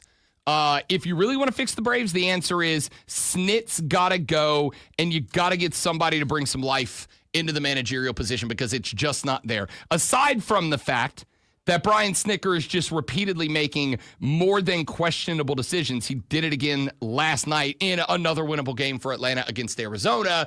On top of that, Snit's just done. There's just no gas. There's no energy. There's no electricity. And while I'm not saying that you have to have that for a coach to be successful, I am saying when a team stinks, you have to have it to motivate them, right? Like you could have Bill Belichick being dry on the sideline when Tom Brady's out there at the quarterback spot throwing for 300 yards and 4 touchdowns in a game. But when your team is batting a collective 190, and you're not winning games, you've dropped 10 out of the last 13. You're now 6 games below 500, and you are trailing the Washington Nationals in the division. Yeah, I need somebody to rally the troops a little bit, and there's nobody there. I also need somebody to figure out Matt Olson, who was 0 for 4 last night. Again, Matt Olson is, I don't know the exact number, but the last time I checked in, and this was a week ago, Matt Olson was batting like 110 or something through the last 7 games leading into that moment. 0 for 4 last night. I can't have that. 0 for 6 runners in scoring position in a 1-round game or 1-run game. Can't have that. All right? Can't have that. So that's got to get fixed. William says, food segment, beer brought or Italian sausage? I am going to say, William, first off, excellent question. Excellent question. I'm going to say beer broth. I love a brat already. And if somebody knows how to make a beer brat, that is untouchable. However, a good spicy Italian sausage is a tough pass. I was going to say, come on, the Italian sausage. I mean, I got a good shot at eating brats like every single day, but Italian sausage is a little more rarity for me. Man, I will go to I just found a butcher shop that I didn't know existed about 3 miles from the crib that sells like freshly butchered meat. And they've got an Italian sausage that's just out of this world, but a classic beer brat is just absolutely untouchable. How are prices untouchable. at a butcher shop? I don't think I've actually been to a butcher shop before. Like higher than your regular grocery store, but I will also say that as a meat enthusiast, and yes, I know that you're going to giggle, I don't care because I will accept that title gladly. You can taste the difference in the quality too. Like a good fresh butchered steak that hasn't had the additives and all that, the preservatives and all that. Oh, it's just it's tough to get, man. It's tough to beat that. Do they kill the cow out back? I don't think they do it there, but they do it close and it comes there still fresh. So I think that's big. The answer is beer brat, though. I will take a good solid beer brat. In fact, when I make brats, I'll get the regular brats and I'll effectively marinate them in beer before I put them on the grill. I will also tell you that the flat top, like my Blackstone, fantastic for brats and dogs, terrible for steaks. Terrible for steaks, but a good beer brat on the Blackstone flat top is untouchable. Let's see here. Kane texts the show, said, not sure if you talked about this or not, but the folks in the media have been predicting that the Lions will fall off this year. What do you think? Do you agree? I think that a lot of people, Kane, have gotten caught up in Ben Johnson's brain made the Lions offense go last year. And for the record, I don't think they're wrong. Now, does that equate to a fall off? I mean, I'm not going to definitively say yes. What I'm going to say is I could see it happening. I am also going to say Ben Johnson's brain made that team go on offense, but the head coach's heart made that team go overall, right? Like Zoe and I are both big fans of Dan Campbell. And I believe that Dan Campbell, being the bite their kneecaps guy, gives that team kind of a heart and a soul that no other NFL teams, by and large, have the ability to replicate. And I think that carries you places. The problem is you still got to score points. And all the bite their kneecaps in the world doesn't put touchdowns on the board. So can they replace Ben Johnson in a way that keeps the offense relevant? I hope so. Let's see. Texture said, what's your honest opinion of Mark Ryan? I will be honest with you about that. Mark Ryan is one of, as colleagues go, one of the hardest working people I've ever been around in my life.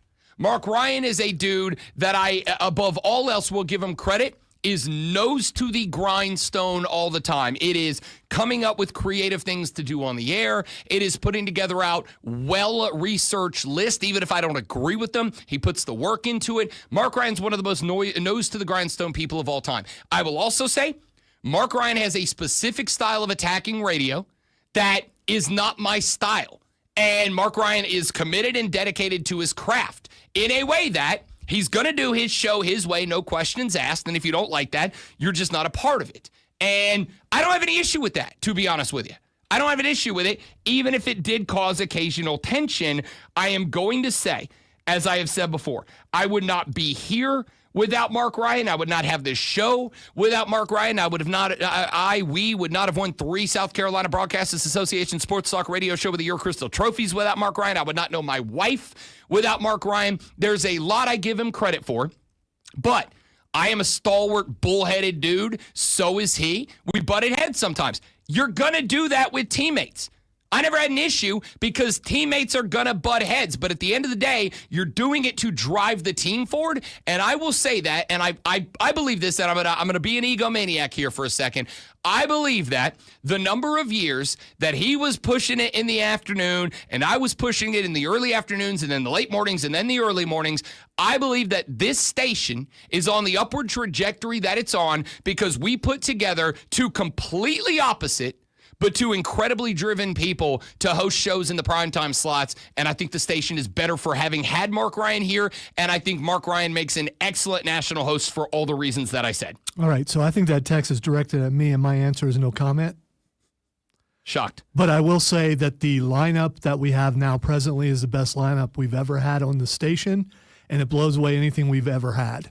Texter said, why don't you have a show versus show live competition of any kind? I think y'all could take Cole and Diesel. Why? I mean, I think we could take Cole and Diesel. Depends on what we're talking about, though, right? Like, I think if we said 3-point shooting competition, free throw shooting competition, yeah, I think I got Cole and Diesel. I think Cole's my competition. I'm not worried about Diesel. Why? I mean, have you seen? I guess Muggsy Bogues could shoot. Exactly. You're right. Muggsy could shoot. Cole's a point guard. He's got to have some touch. There's no defense. Was he though? Yeah. Is he though? Yeah. Cole. Do you know if he's ever played basketball in his entire life? No, but if he was going to play point guard, he'd be. Or if he was going to play basketball, he'd be a point guard. Looking at Cole, and believe it or not, I love Cole dearly. For the record, really do. Looking at Cole, you don't go, yeah, basketball player. For the record, we have suggested a number of you look at Cole and showdowns. you go fisherman. You go singer-songwriter. Tennis player. Tennis player. You go pickleball. That guy's probably a pickleball champion, but definitely a sportsman. He's a fisherman. He's a hunter. He's all those things. He's got a ton of videos where he catches fish all the time. I'm not quite sure how big the fish are because I have to judge it next to how big he is, and it just, I mean, so, yeah. And the other reason I would say we fish next to him might not be that big of a fish. The other reason I would say that is like, for the record, we have suggested we tried to get a show v show paintball competition going one time, and they wanted no part of it.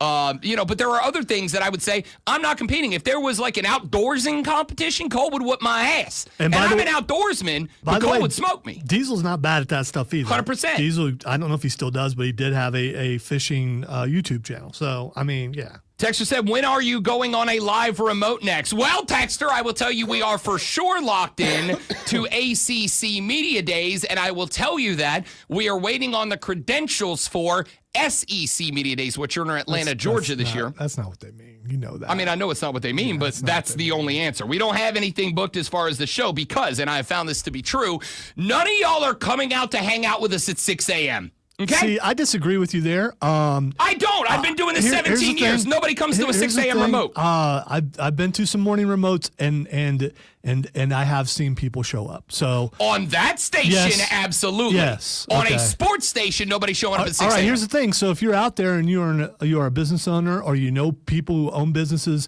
that are a breakfast place, contact our people here, 271-9200.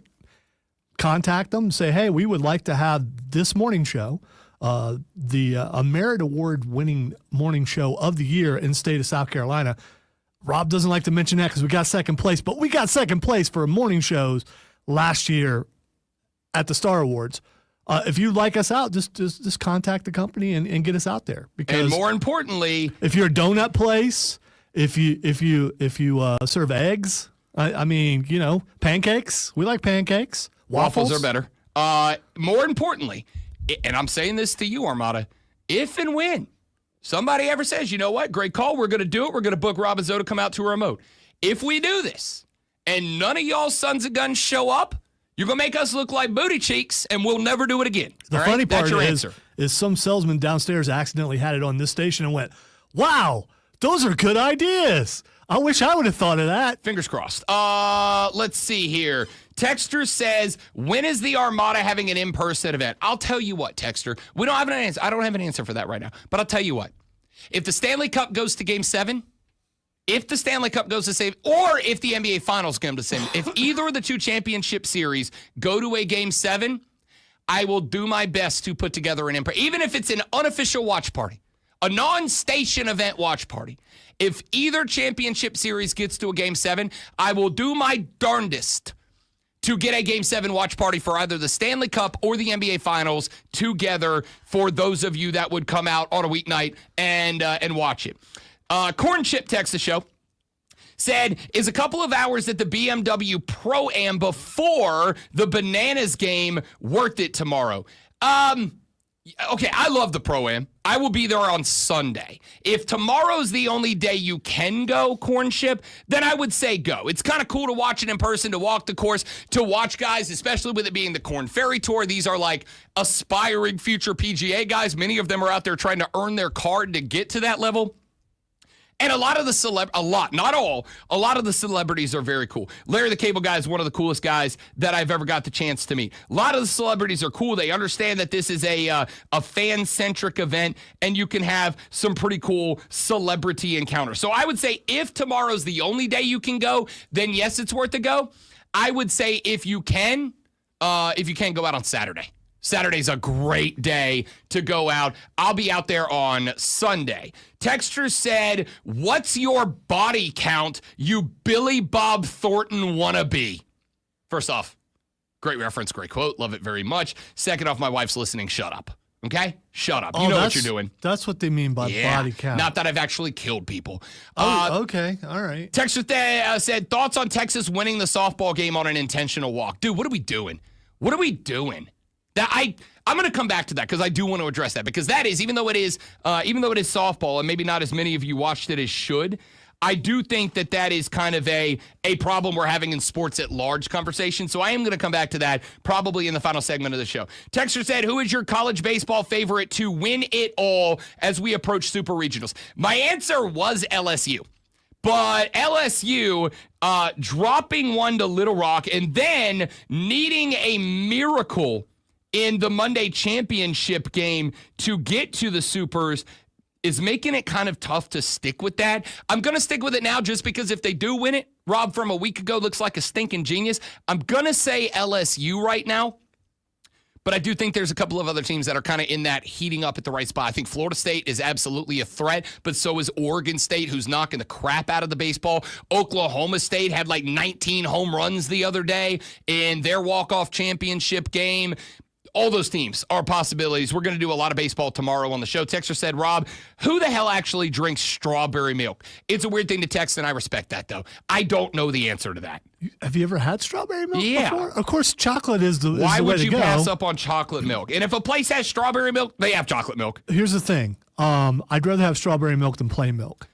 But if I have chocolate milk, I don't need any other milk. Fine, but nobody has strawberry milk, but not chocolate milk. You either have neither or both.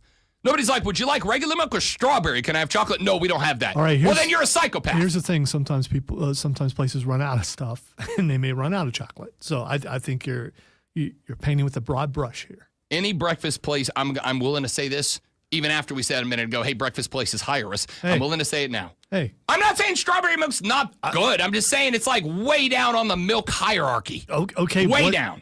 What's above it? Other than chocolate. You said it's way down. What other flavors are there than strawberry and chocolate? Yeah, no, when I say way down, it's number 2, but it's way down at number 2.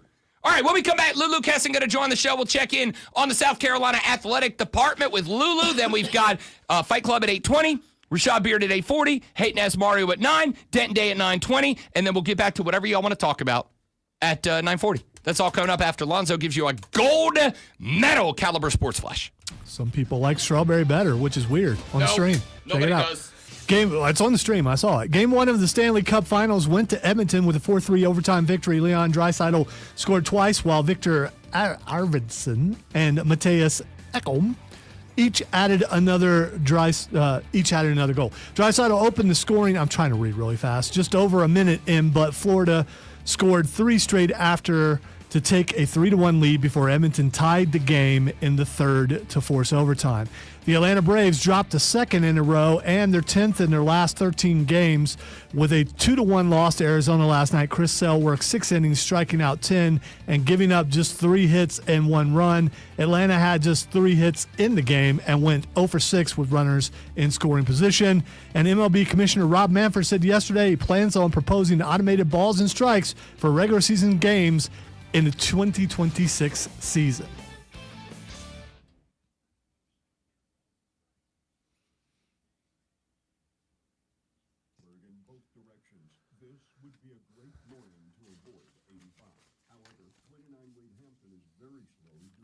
Wait, the DG's got cookies and creams milk? It's still kind of chocolate milk, though. If it's chocolate cookies.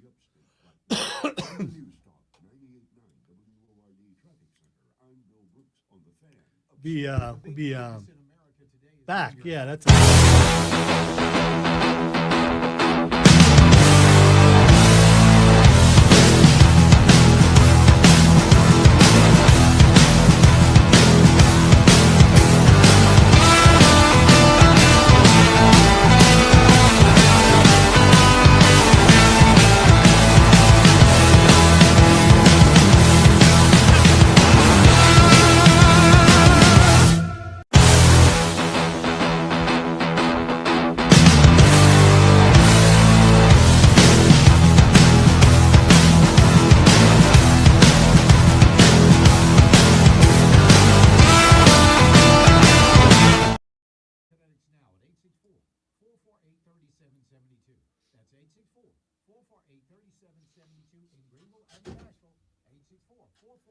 No, I've never heard of ice cream bread. Can you hold ice cream bread? It's not like those wafers that hold an ice cream sandwich together, right? Those are just cookies. Ranger offers the professional grade products he needs, from voltage detectors to harnesses to hard hats, plus fast, dependable delivery, so he can rise to every challenge. Call 1-800-GRANGER, click Granger.com, or just stop by. Granger. So it's going to be a couple of years off, but the wife and I have a goal to buy a boat to be able to go out on the lake or take it down to Florida and go out in the Gulf of What Mexico. kind of boat? Pontoon, party boat. And we've been just having like one of the things we like to do is to discuss our goals and our dreams and all that, and then like hypotheticalize on them. Like, oh, how much fun is this going to be when we accomplish our goal? So last night we were going over things that we would name our boat when we get our boat, and I came up with a banger of a name. And I told her it's not up for debate. I'm naming our boat That's What C Said. That's awesome. Yep. What are you going to christen it with? A bottle of Busch Light. Okay. All right. Oh, just a straight up bottle of cheap beer. It's a pontoon. That makes sense. I'd be offended, but that's a correct take.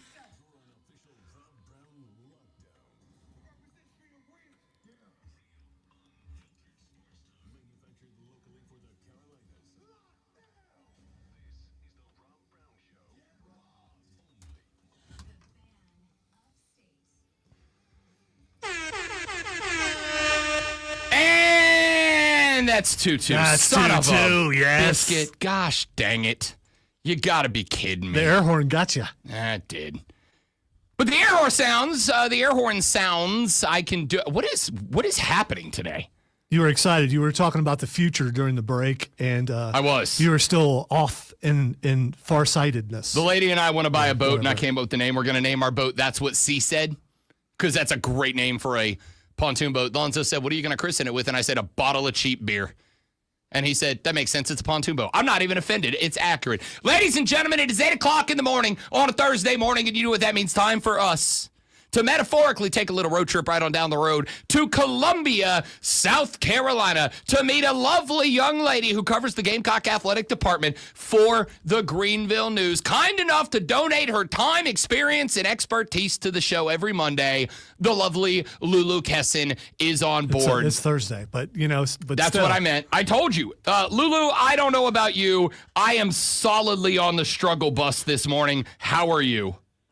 Yeah, what? Well, good morning, but what is it about this week? I had kind of a struggle bus day yesterday, and it's kind of bleeding into this morning a little bit so far. Same. And I'll tell you, I think for us, it's kind of busy. Like, we got confirmed yesterday, and now we're bringing the credential. Like, we're doing ACC Media Days in a month. We're doing SEC Media Days in a month. We got camps that are just a handful of weeks away in the NFL and over in college football. And on top of that, big hockey and NBA guys. So I got 2 championship series to follow.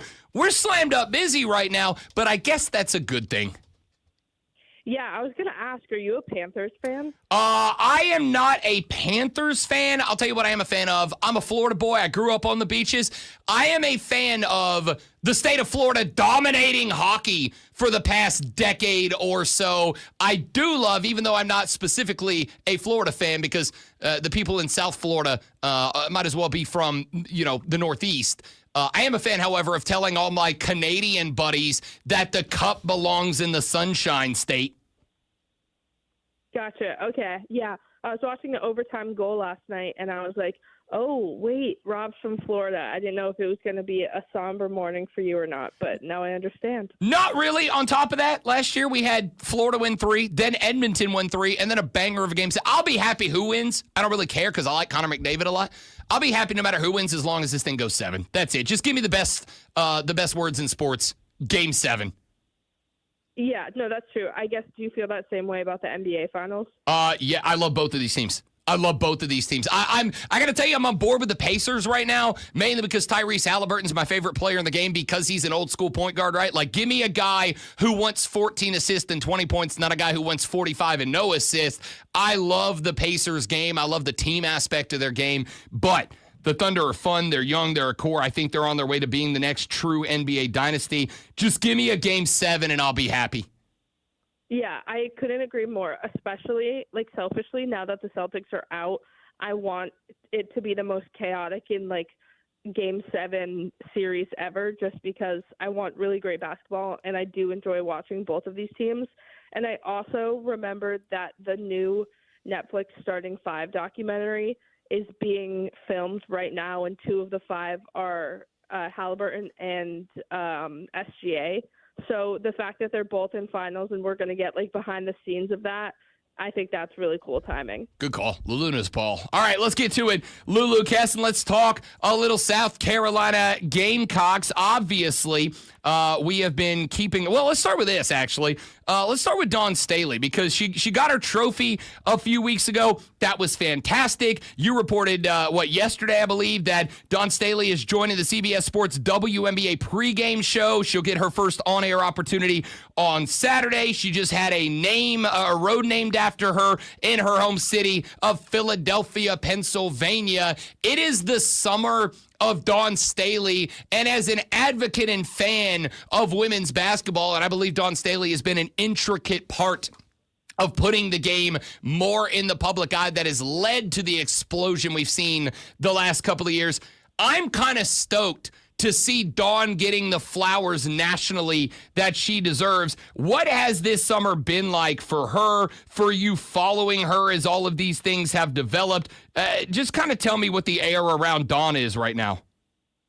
Yeah, and it's funny because last summer was obviously the sort of post-championship run, and it felt like Dawn was quite literally everywhere in the sense, she was at a fashion week, then she went to Paris, then she went to Disney World, then she was at the Olympics, and there were so many instances where Dawn was just kind of like involved in like pop culture, whereas this summer it feels that she's very intentional in what she's doing. Obviously writing a book was a huge part of it, and a lot of this is coming from promoting her book, but I also think that she's recognizing sort of the aspects in which she can help lift up women's basketball. And I mean, she said it a couple different times, both at her Philly book event and the Columbia one that I was at, like, women's basketball and women's sports are kind of at the best it's ever been right now. And I think as much as she may be tired of sort of like taking questions like the face of the league, I think she recognizes the impact and influence that she has, and that she's going to continue to do things like be an analyst for the WNBA pre-shows or, accept getting a statue. So like she said, young people can look up to her, like literally on the street, and think that they can be her. So I do think that it's very, very cool to see her so involved. And again, I'm saying intentional because I do think that as much as she was deserving of doing whatever the heck she wanted after she went 38-0 and won a national championship as a coach, like, it's cool to see her impact be something a little bit more than just like a vacation or a trip, because people are able to kind of recognize, like, hey, even though she didn't win this year, it's so clear that she is moving the needle for this, for both the NCAA level and WNBA.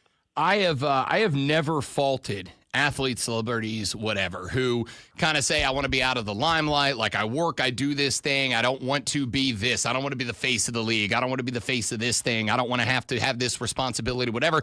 I've never faulted those athletes, those celebrities. I don't have an issue with it because they are people too and they have their opportunity. But I do appreciate when somebody is willing to say, I want to take this burden on. I want to use the platform that in this case, sports has given me to give that platform back to sports, especially on the women's side. I think my appreciation for Dawn is she may not want all of this, and she said before that she wants, and I'm willing to take Dawn Staley at face value. I think she's a bluntly honest person most of the time.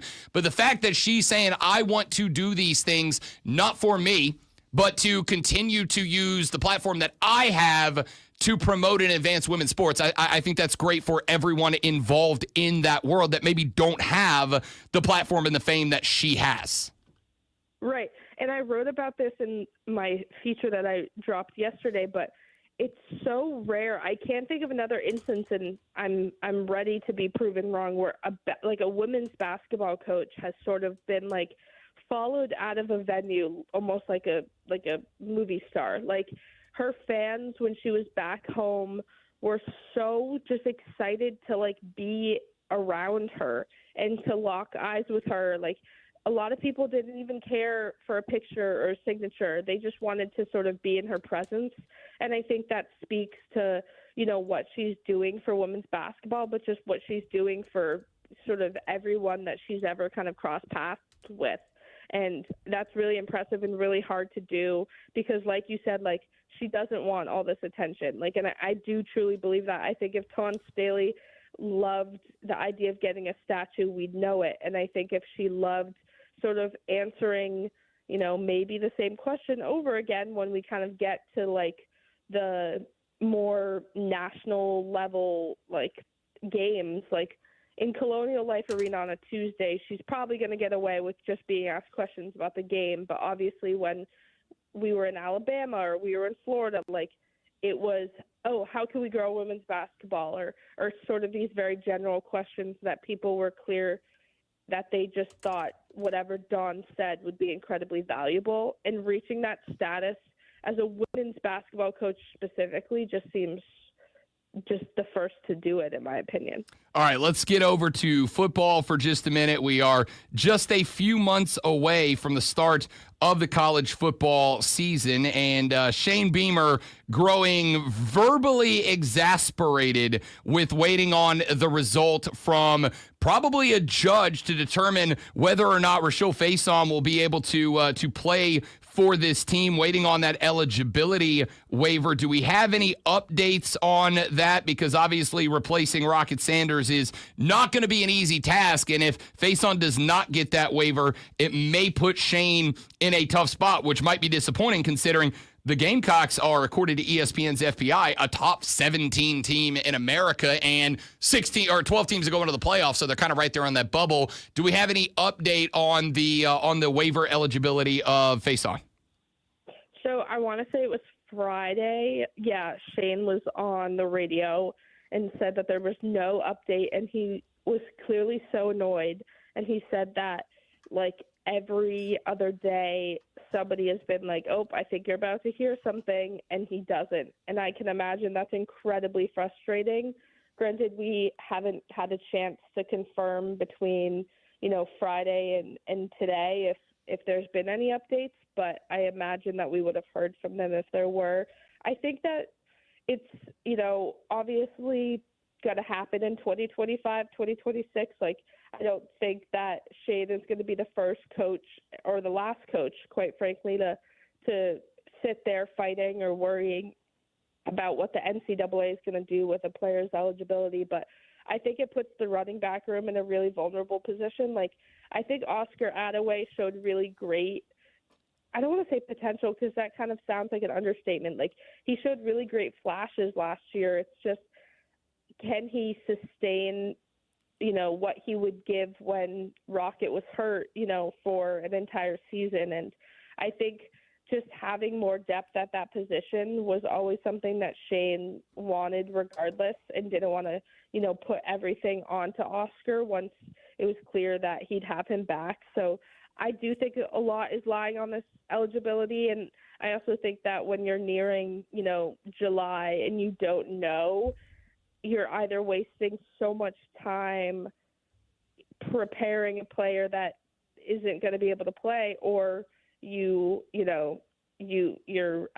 gamble paid off. But I don't really know the approach to do it as a coach. I don't know if you have opinions on sort of how to navigate that, but not having an update when they submitted paperwork in January, I can't see why the NCAA wouldn't give them eligibility, but I'm starting to wonder why it's almost, mid-June and there's been nothing. You are, and so is Shane Beamer. And I assume so is new offensive coordinator Mike Shula. I know what Shula was, obviously, at the NFL level. We've seen him at the college level before, but in the interactions that you've had, that the media around Columbia have had since Mike Shula showed up, do we have an indication of how much he wants to change, what he wants to change, if he wants to change anything from last year, especially considering how special of a player he may have at quarterback in Lenora Sellers? Have we heard anything from Mike Shula, whether it is about the waiver and how that's kind of impacting his ability to install an offense, or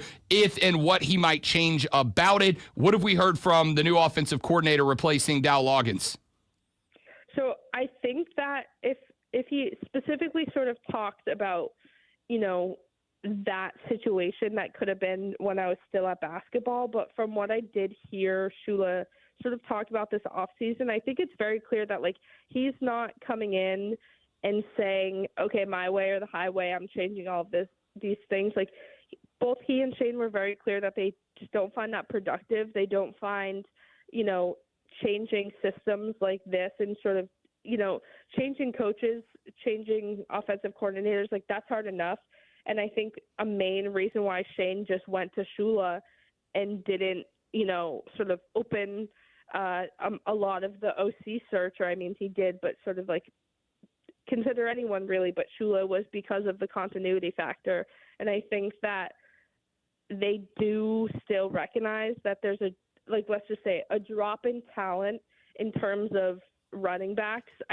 Nobody's going to be like Rocket Sanders, and heck, it took him a while to get started. I'm not saying that he walked on water from week one, but I do think that they recognize that things might have to change a little bit. And I think that's a natural sort of progression when you have a quarterback like Lenoris who wants to improve in the passing game. And they have a handful of really talented new tight ends in Jordan Dingle and wide receivers and Brian Rowe and Lex Cyrus. So I think that naturally, regardless of what happens, South Carolina is prepared to sort of, run the ball less. But I may be totally wrong, but just looking at what they have on the roster next year, no phase on or phase on, I think that Shula is clear that though he's not looking to come in and do a completely different, system and confuse everyone after Dowell left, I think he still is okay, some things are going to have to change, and here's what I sort of want to productively improve. Lulu Kesin for the Greenville News joins us here on the Rob Brown Show on the Fan Upstate. Last one, Lulu, got about a minute for you here. Obviously, baseball season's come to its conclusion. We have seen a lot of guys transferring out. We have seen a couple of names that have transferred in. Just the general feel of the baseball team now that we've had a couple of weeks to put the tournament elimination and season conclusion in our backseat. We know Maneri's coming back. There's been a bunch of talk about that. The portal has been in overdrive. Where are we with the baseball team?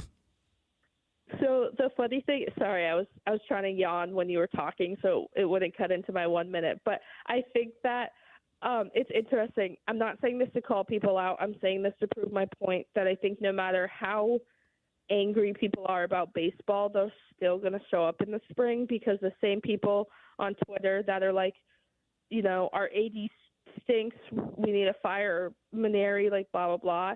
Every time there's a welcome home tweet, that's football. Every time a player transfers in, they've been, the same people are the same ones to be welcome home, you're going to love it. Oh my God, can't wait to have you, hyping up South Carolina. And I understand that's what you should do.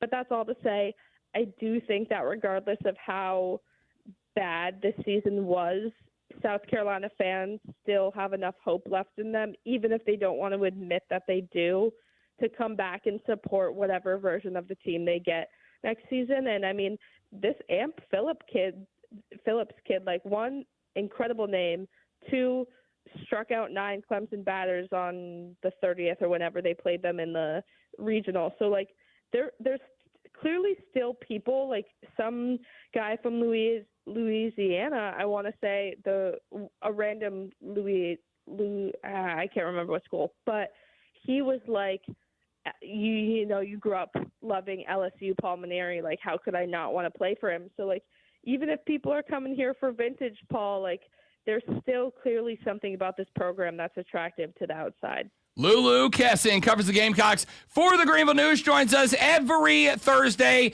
at 8 a.m. You can follow her on X at Lulu Kesin. Lulu, appreciate it. You are the best. We'll talk to you next week. Thank you very much. Thank you. Have a great weekend. You too. Lulu Kesin, again, on X at Lulu Kesin. When we come back, it's Thursday. You know what that means. Time for an hour early Fight Club with the great with Lonzo, Rashad Beard, Mario Herron, Denton Day, and then you to wrap up the show on the Rob Brown Show in the Fan Upstate.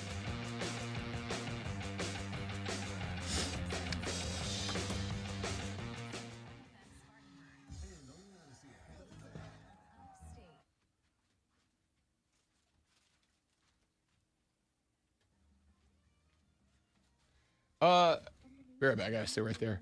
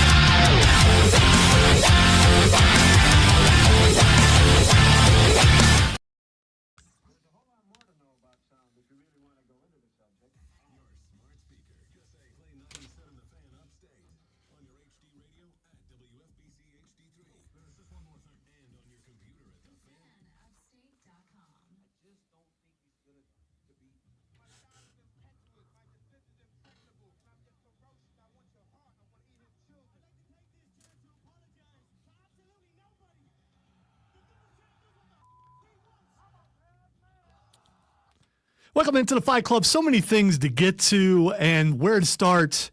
You know, I'm trying to decide, do I want to start here or not, but might as well. It's what everyone's talking about and been talking about for a while, and that is R-Truth's contract not being renewed.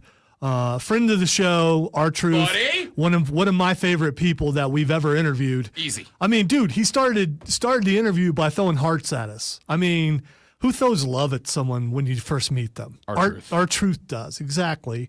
And now his contract is not going to be renewed. There were chants during Raw, and somehow, I don't know if they deadened or not, because they would come and go in places. We want truth. We want the truth. We want the truth. I don't think it's going to matter in the end. I think he will come back, and Sheamus addressed this on McAfee show, that he'll come back because everyone comes back. But when he comes back, he's going to come back with a lesser contract. He's probably going to get a Legends deal and just be here and there, which is kind of what he was anyway. He's kind of here and there when they needed someone. He hasn't really been featured, except for in spots, like with Judgment Day, like last week with Solo's husky son. Have you seen that yet? I have. It's good. Okay. I mean, that's like the best stuff he's done in forever. I think that's why there was a shock. He just did that Friday, and then he's released. It's like, what? Did they not like that segment? I mean, what happened there? And I think there's more of an outcry about him than there is Carlito, because Carlito wasn't really doing a lot of in-ring stuff. Well, first off, Carlito's running around stealing people's dates. So, no, I listen, R-Truth is the epitome of even the best rosters need role players, right? Like, even the best players need role players. Even the best players, even the best teams need somebody that can fill that gap when your superstars are down and out. And that was kind of truth. You could plug him in anywhere with anybody, and he could not just fit in, but he could shine. But you didn't have to put a belt on R-Truth to get him to become a feature. That man showed up on the TV, and everybody immediately went, all right, here we go.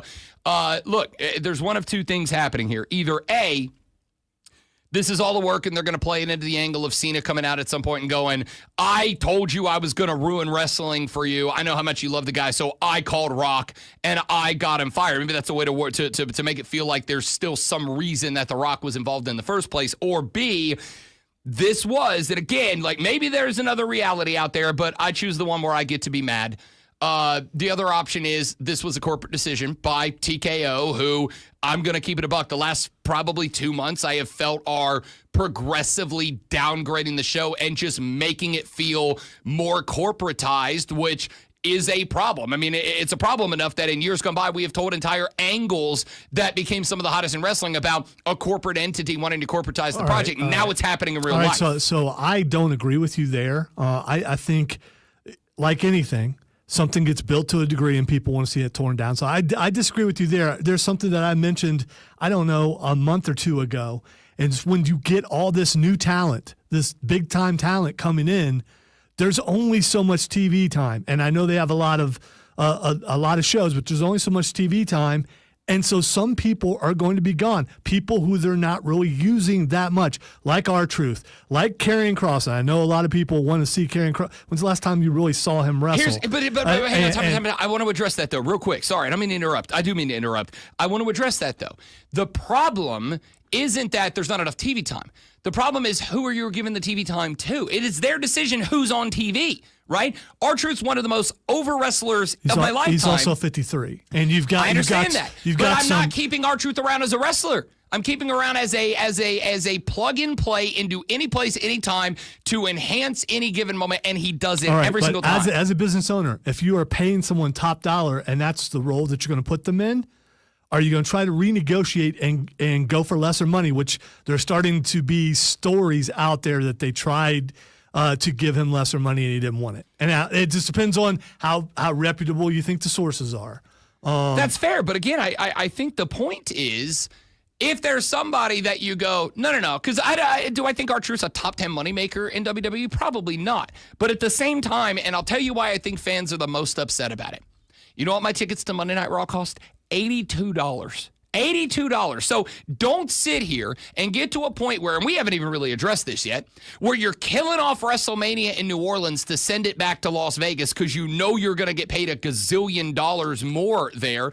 Don't make all these decisions that are very clearly made as money decisions. Moving the WrestleMania from New Orleans to Las Vegas is 1,000% a money situation. And I know that because I've watched you. I've been in the building for a sold-out Superdome twice. So don't make all these bottom dollar decisions, but then go, but we need to renegotiate and pay our truth less. Would you rather go back to the last days of Vince where they were struggling to get people into the arena?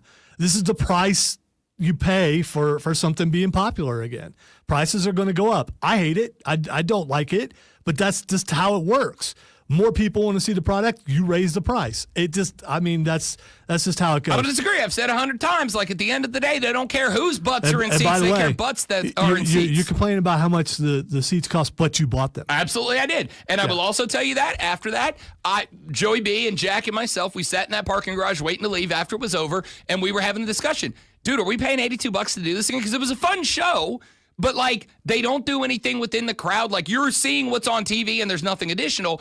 Is this worth $82? Or do we pile that $240 together, bring everybody over to the backyard, watch it in the fire pit, and just throw an absolute rager of a party and watch it from the crib? There's a point where that becomes more valuable. But the point is, if you're going to jack the ticket prices up to $80 $100 and you go, well, people are buying them, that's great.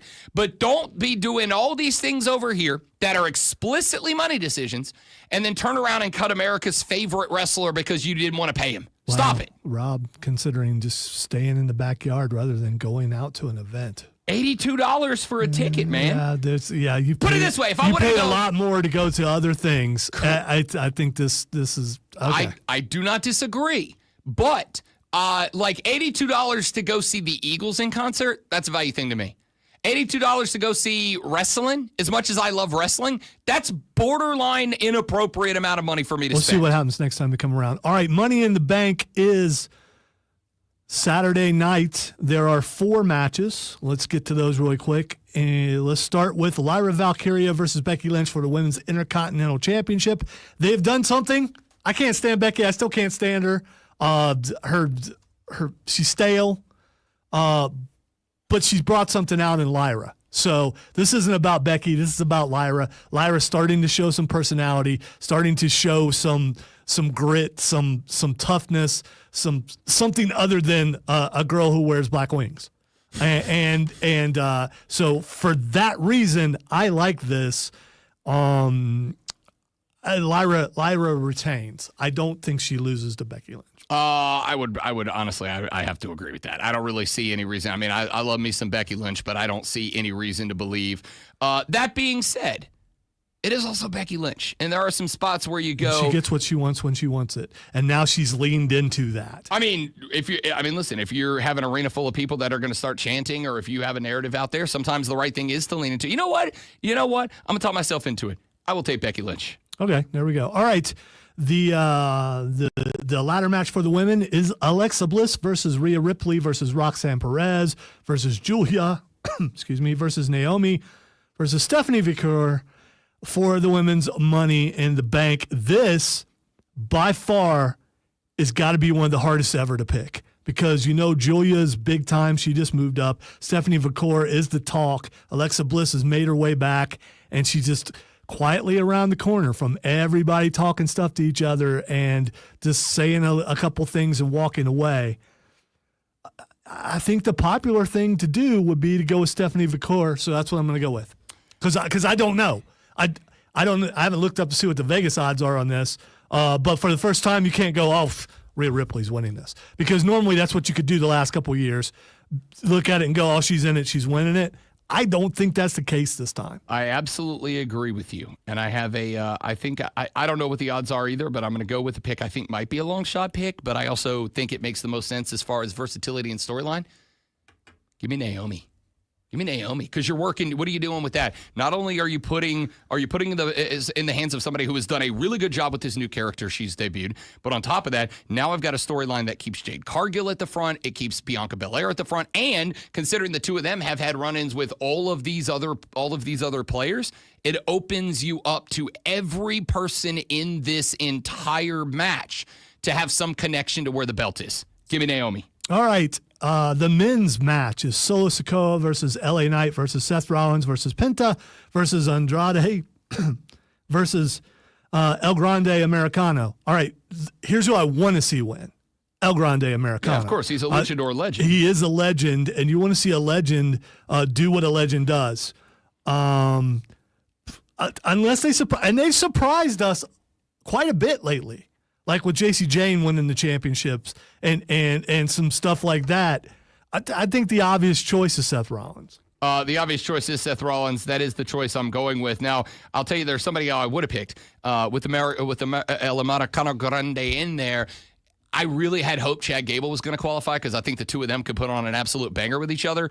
But you don't have this Seth Rollins. Didn't have it that night. Yeah, so. Just didn't have it that night. You don't have this match, and you don't have the story going on around Paul Heyman and Seth Rollins and not make Seth Rollins a danger to every belt on every roster. Seth Rollins wins. All right. And finally, Cody Rhodes and Jey Uso versus John Cena and Logan Paul. I am going to go with I'm going to go with John Cena and Logan Paul. And I think Logan Paul gets the pin because John Cena does something to make that happen. No, I'm actually going to take the heels here, too. I don't want to. I can't stand Logan Paul. I'd really like for him to go away forever. But at the same time, he's clearly not going to. He is clearly an attraction for whatever dumb reason. And I think if the heel turn for Cena already feels like the luster of one of the greatest heel turns of all time was a complete waste of my time. So in order to kind of bring the heat back to that, you've got to have him go over the two white hottest baby faces in the company. Well, the stuff the flame just goes out real quick for you. It hasn't for me as far as Cena goes. I think he's doing some of the best promo work he's ever done in his entire career. Didn't expect him to be stellar as a wrestler because he's lost it. That's why he's retiring. All right, really quick, there is a big UFC, it's UFC 316, I believe, coming up this Saturday. How did you say that and not break the glass? Well, because I'm running out of time okay, and I want to give Rashad more time. But I'm probably not watching it, and here's the reason why. I watched the main event last Saturday night, all right?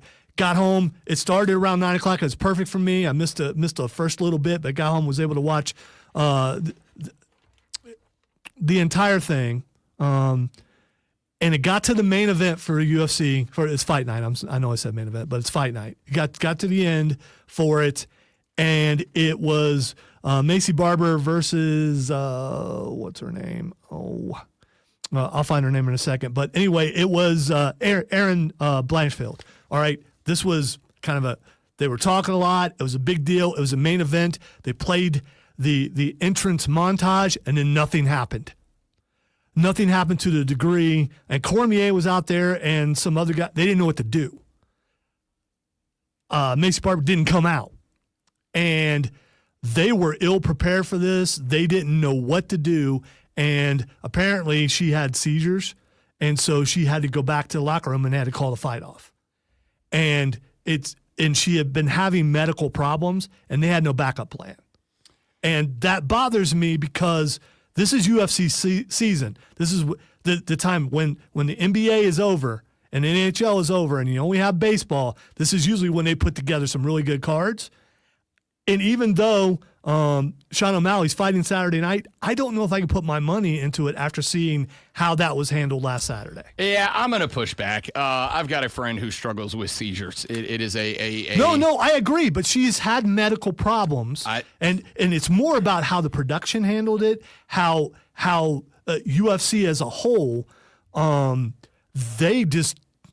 they folded to a degree and didn't know what to do. That is I'm not going to say it's an unprecedented situation, but it's an unprecedented situation. How do you handle that? Like, really, it's not like you can be like, all right, she can't fight, so no main event, everybody. As someone who's been in radio for 28 years, we have contingencies in case something goes wrong. Right, but And- there is a difference and they between. had nothing. There's a difference between. I'm not being insensitive to the fact that she has seizures. I understand that. This has nothing. There's a difference between Rashad didn't show up and now we got to make a new segment on the fly, and a main event fighter fell out from seizures a minute before. There's By the way, nothing you can Rashad, do if you're there. listening, he just used that as an example Yeah, because obviously. Rashad is coming up next. But it bothers me that how they handled it as a company when that happened. I mean, WWE handles it better, owned by the same company. right, but WWE, you can say if your main event fighter falls out a minute, you can just throw a main event together on the fly. I can't send two completely unready random highlight people out there and go give me a main Aren't event. you worried if you watch something like this and then if you're about to put down $70 or however much it costs, that's not in the back of your mind going, okay. No, not at all. no. Because when's the last time anything like that's happened? I'll tell you what's worse. Guy getting knocked out 15 seconds into the first round I'd of the rather main see event. that. I'd rather see that. See, it's the same thing to me. It happened in the field of battle, not outside of it. So. There's nothing you can do in that situation, as it is not scripted wrestling with actors. You can't just go, oh, here's two more people. We can put together a reason to have them go out there and carry the show. I get that. It's not even about that. It's about how they handled it. How else do you handle it? What else do you do? You have one other option, which is sign off. Hey, buddy, she can't fight. You'll have a great night. See you next you time. handle it better than frozen faces like, oh, crap, what do we do? What do you do then? Give me something here. They have contingencies. What? Make one up right now. We're fantasy bookers. Give me one right now. How do you say that? You have to end the show. You do in this case because unless you have backup fighters just in case. Ladies and gentlemen, they've done that ahead of time for when a pay-per-view falls. They move someone from the undercard up.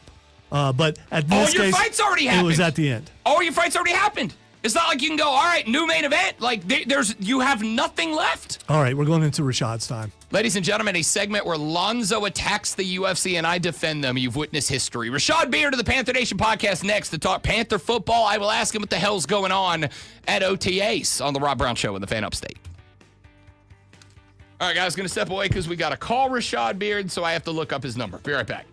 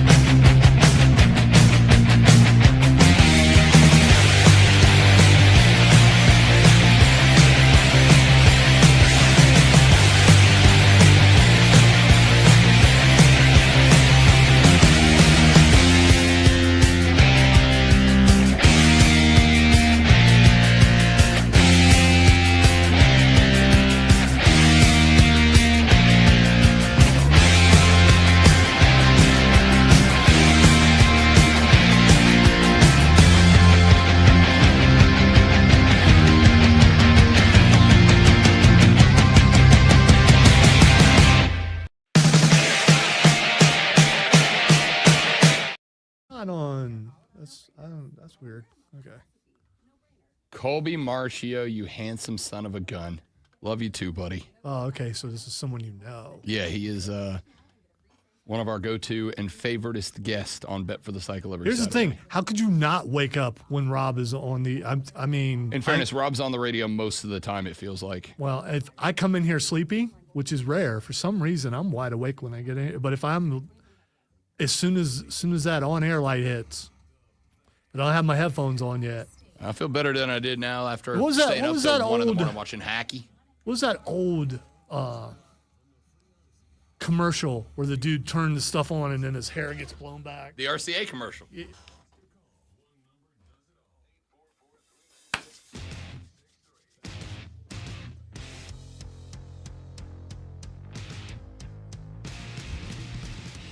To Charlotte, North Carolina, we go to welcome in our Thursday 8:40 a.m. guest. He is the host of the Panther Nation podcast and currently, apparently, living in the Stone Age because his neighbor hacked his internet cable. Rashad Beard joining us here on the show. Shad, you making it, buddy? Like, you okay without the internet? Yeah, I'm good. Modern times, so I've got other alternatives. So we're good to go over here. We're making it happen. I respect that. Back when the hurricane came through, the wife and I had like 13 days no power. We had to like read books by candlelight. Buddy, I got to tell you, I had a newfound respect for generations gone by. I don't know how I do it without the internet. At least I have my phone working. Yeah, that's what I'm living off my phone right now. So we're good to go. We're making it happen. All right, let's talk some Panther football. We mentioned it briefly in passing last week, and that is the tight end room and how important they're going to be. We know, yes, Bryce Young is still a young quarterback, even if experienced in season now, and tight ends are a big part of that. There was an article I saw that went up on the New York Times the other day, Rashad, about Ja'Tavion Sanders, who apparently Dave Canales kind of personally challenged him a little bit. Joe Person reported he showed back up to camp 10 pounds lighter, a lot more leaner and muscular, and kind of took that challenge a little bit personally. What have we heard about Ja'Tavion Sanders offseason, what he looks like in OTA so far, and where his expected role on this team is this year? Yeah, I've heard his name a couple of times this go around in OTA, so which is good. You know, we have seen the photos of him looking leaner, looking stronger. And I do think there are higher expectations for Ja'Tavion. I know he was looking great last year until he had his neck injury. I was there at that game when he landed awkwardly on his neck. And when he came back, he just wasn't the same. So I'm hopeful that he has fully recovered from whatever he experienced last year and can get back to his shape prior to his injury, because he was looking good and he's kind of dropped off. And so, I like the fact that Canales is challenging this guy. I think when we drafted him, you know, we know that Canales can use his tight ends. We've seen him do it in Tampa Bay. We've seen tight ends be successful in Seattle. And so when we drafted Ja'Tavion, even though we got him in the 4th round, it was one of those things like, hey man, this kid can be solid. And so I'm looking forward to seeing how he progresses. Now, what's very, very interesting when you talk about the room in totality is that, you know, Tommy Tremble is now injured. Don't know his status because every single week things seem to change with him. We don't know if he's going to miss, you know, preseason. He's going to be back by preseason, going to miss training camp, ready at the end of training camp. There's a lot of things going on, you know, with his back surgery or whatnot. So with him being out, you know, it opens up a lot more room for Ja'Tavion to work. Even though we predict him to be TE1 from a reception standpoint, Tommy Tremble's the better blocker. And so, you know, there's still going to be room for Tommy Tremble to get in there. But with Tommy Tremble now injured, it's going to open up more room for Ja'Tavion. So it's going to be very interesting to see how Ja'Tavion takes that challenge, because I'm excited for him. I think he's more than capable. Last year, it kind of felt like they wanted to have a tight end presence in Dave Canales' offense. It kind of felt like they wanted to have that guy that was there as the emergency button for Bryce Young, and it was just kind of a rotation of injuries and maybe guys underperforming a little bit. It does feel to me like if Ja'Tavion Sanders is back, is healthy, if you can get Tommy Tremble healthy in time to play some football, maybe midway through the season, whatever, it kind of feels like having those guys available may add even a few more wrinkles into the Canales offense that we haven't really seen so far. Yeah, I agree. I think all these guys are necessary. You got to have as many weapons as possible for Bryce. Even from a protection standpoint, Tommy Tremble is a more than capable blocker. And so we need him out there. We're going to miss him if he's not able to be out there. We signed him. We did re-sign him for a 2-year deal for a reason. He can block. He's capable. He's getting better. His hands are getting better. So we do want to see what he can do, what he can contribute. Now, I think one of the wild cards is Mitchell Evans. We haven't really talked about him yet, but Mitchell Evans is a guy that I really, really am excited for. And I think from 0 to 10 yards, he is that true safety blanket that for Bryce Young. I think he can really be that guy. He's not going to beat you with speed. He's not the fastest guy in the world, but I think he's going to be, in the future, more than capable blocker. And he's going to be very solid in the receiving game. I think he's a better receiver than Tommy Tremble is right now, but Tommy Tremble's probably a better blocker. So I think we got plenty of pieces in the tight end room. I think it's a very intriguing room because I do think, in the midst of the Tommy Tremble injury, you could see potentially a Jordan Matthews get brought back, or maybe even a Colin Granger, who was the basketball player who was brought in the offseason and then cut, due to an injury. So I think we can see a couple of those guys back, but the tight end room is intriguing. Rashad Beard, host of the Panther Nation podcast, joining us here on the Rob Brown Show. And the Fan Upstate Pro Football Focus putting out their annual off-season positional rankings, Rashad Beard, and they have not one but both of the Carolina Panther guards inside of the top 16. Damian Lewis, 15. Robert Hunt at 16. Obviously, those two guys were a splash when they were brought onto the roster last year. How would you grade what they did in 2024 and your expectations for the interior, offensive line for 2025? Man, that's such a great question. We talked about this on the show last week. When is the last time the Carolina Panthers have had a solid offensive line? It's been a long time. I go back to maybe 2015, 2017, around that time. And it's been a long time. And to have these guys is a major asset. Damian Lewis, Robert Hunt. I'm surprised Robert Hunt is a great hire. I believe Robert Hunt is the more talented guard, but both of those guys are great. They've been godsends for this offensive line and for Bryce Young. The year prior, it was a mess. It was pressure right up the middle, right in Bryce Young's face every single down. So you couldn't get a good look at Bryce. You couldn't say whether Bryce Young is actually talented or not, because by the time he snapped the ball, you had pressure right in his face. So these guys have helped transform this offensive line to a top 10 group, in my opinion.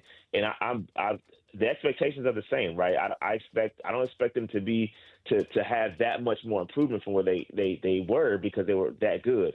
But I do expect them to be the same, if not a slightly better. You know what I mean? So I think these guys are great, and I'm happy to see our offensive linemen get some respect in the top 10 or top 16, like you mentioned, from PFF, because we never have guys ranked high in PFF. It's been a long time, man. I'm an analytics guy, and it pains me to look at PFF every week, because we got guys that never get graded high. They're always yellow or red. I mean, it's not good, especially on the offensive line. But last year they were great, and so I'm excited for it. I look forward to them coming back playing well. I'm a numbers nerd, too. I'm also a front office nerd, Rashad Beard. The blueprint dropped on Monday. There was a clip about 2.5 minutes long in the middle of that was detailing the conversation the Panthers were having leading up to the selection of Teteroa McMillan. You had Brant Tillis, the VP of Football Operation, working the phone with the LA Rams, and he mentioned in that phone call that apparently they had a conversation with Dan Morgan about a potential trade package if Tet McMillan was still on the board when the Panthers got there. It sounded like the Rams called. They offered him a decreased package. The Cats said, look, you're either going to give us what we agreed to or we're going to take the guy. The Rams said no, they took the guy. All in all, Rashad Beard, appreciated that access, because it felt like the first time in the last couple of years that it wasn't full out wholesale propaganda. And B, man, it felt like a room full of football dudes making decisions. And when you look at that, sitting off to the side was Dave Tepper with his mouth shut and not getting involved in the thing. I watched that clip. McAfee was talking about it on his show, and Rappaport was giving flowers to the Cats. I went back, I watched the episode, I watched the clip, Rashad, and I felt more optimistic about your football team after that 3 minutes of YouTube time than I have in the 5 years I've been here broadcasting. Have you got a chance to sit down and watch it, and did you have the same vibes? Of course I sat down and watched it. I could tell you didn't watch the entire thing because you didn't see my cameo in it because you didn't bring it up. Come on, Rob. Did you not see my cameo in the blueprint? Did I miss a Rashad Beard cameo in the blueprint? Yes, you did. You missed my cameo. You got to be kidding me. No, it's in there. It's a quick second. I'm going to be honest, Rashad. I watched it at like 11:30 at night. I was probably making a drink. It's okay. No worries. I'll give you a pass for making drinks. I'm gonna go clip it and play it on the show tomorrow. Is what I'm gonna do. Did you smile? It's really quick. Did you smile in the clip? I can't. It's really quick. It's like a 2-3 second. Because if you smiled, it would have overshadowed everything in that, and there's no way it could have been missed. It's really legitimate 2 seconds. And it's me giving Dan Morgan props along with other content creators. So. Again, a pleasure for the Panthers to reach out and be a part of that, because I do think it was a great episode. And going back to your original point, I do think that this was so great to see. Dan Morgan had clear control. And again, it could be the way this thing was edited and clipped, but I don't care. It was great. Listen to what he just said. Yeah, listen to what he just said. He said, I don't care. Yeah, I know, but he said it could have been edited and clipped. It took. I wanted to, and I still I believe it's real, but there's a part of me that's like, okay, it lingered too long on Tepper to show that he wasn't saying anything. That was purposefully done. I agree. I agree. And I do think, again, you can take the editing process, whatever. I could care less. I think that the parts that we saw, and again, there's probably hours and hours of film of them in that war room talking. And what we got from it and what I got from it is that, Dan Morgan was in clear control, right? Even with what he's saying, hey, even if you go back to the later picks of him picking Jimmy Horn Jr., he's like, hey, I like this guy. He's going to bring that guy. We need that Miami. It seemed like he was convicted, and he had full control and command of that room. That's what it seemed like, and that's what we needed. We haven't seen, and the most important piece too is that Dave Canales was sitting back and he wasn't saying a word. Yep. Right. That's great. You have your GM that's actually doing his job and being allowed to do what he needs to do. And so that was great. I think it was great. It was well put together. The best Blueprint episode they've ever created, partially because I was in it. But it was great. It was great. It was great. But also, I also want to say shout out to Eric Eager, because he's an analytics guy. And it was so great to see. What's the percentage of this guy being on the board? 40%. That turned me on. I gotta say, the analytics, being involved, and those guys using the analytics to make their picks, it was all great. It was like a well-oiled machine. It was great to see. So shout out to the Panthers for making that happen. All right, last one. Rashad, got about a minute left. Instagram posted a picture of Bryce Young with a beard going to the playoffs. Yeah, going to the playoffs. Yeah. I'm hoping it's a playoff beard. I don't know what the deal is. I'm hoping there's some sort of catch to the beard, but I hope he doesn't shave it until we make the playoffs. I like that. I want to see it. Kind of looks like a dog. Kind of looks like he got that dog in him. Rashad Beard is the host of the Panther Nation podcast and the star of the Blueprint, currently on the Carolina Panther YouTube page. You can find him on YouTube as well at Panther Nation PC, the ultimate Panther content creator. Rashad, appreciate you, big dog. Good luck getting your internet fixed and getting back to the modern age, bud. Yeah, man, I should be back later on this afternoon. I appreciate you guys for accommodating me on this phone. I appreciate it. Anytime. Rashad Beard, living legend. Appreciate him swinging by. Again, find him on the Panther Nation podcast on YouTube. Find Lonzo doing a sports flash and waving aggressively at me to go to break now. Well, I've been waving aggressive for a couple minutes anyway. Game 1 of the Stanley Cup Finals went to Edmonton with a 4-3 overtime victory. Leon Draisaitl scored twice, while Victor Arvidsson and Matthias Ekholm each added another. Draisaitl opened the scoring just over a minute in, but Florida scored 3 straight after to take a 3-1 lead before Edmonton tied the game in the third to force overtime. The Atlanta Braves dropped the second in a row and their 10th in their last 13 games with a 2-1 loss to Arizona last night. Chris Sale worked 6 innings, striking out 10 and giving up just 3 hits and 1 run. Atlanta had just 3 hits in the game and went 0 for 6 with runners in scoring position. MLB Commissioner Rob Manfred said yesterday he plans on proposing automated balls and strikes for regular season games in 2026. The league office reportedly has enough votes on their rules committee, which includes players, representatives, to pass the proposal. Hour number 4 coming up.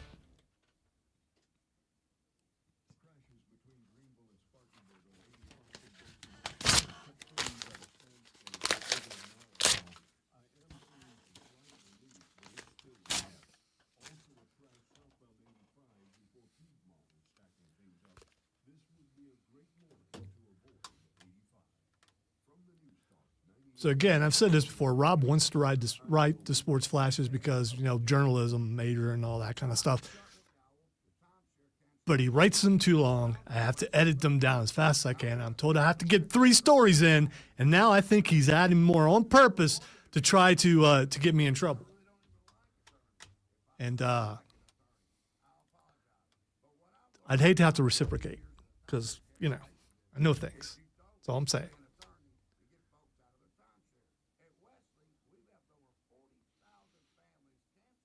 And hockey names are hard. That's all I'm saying.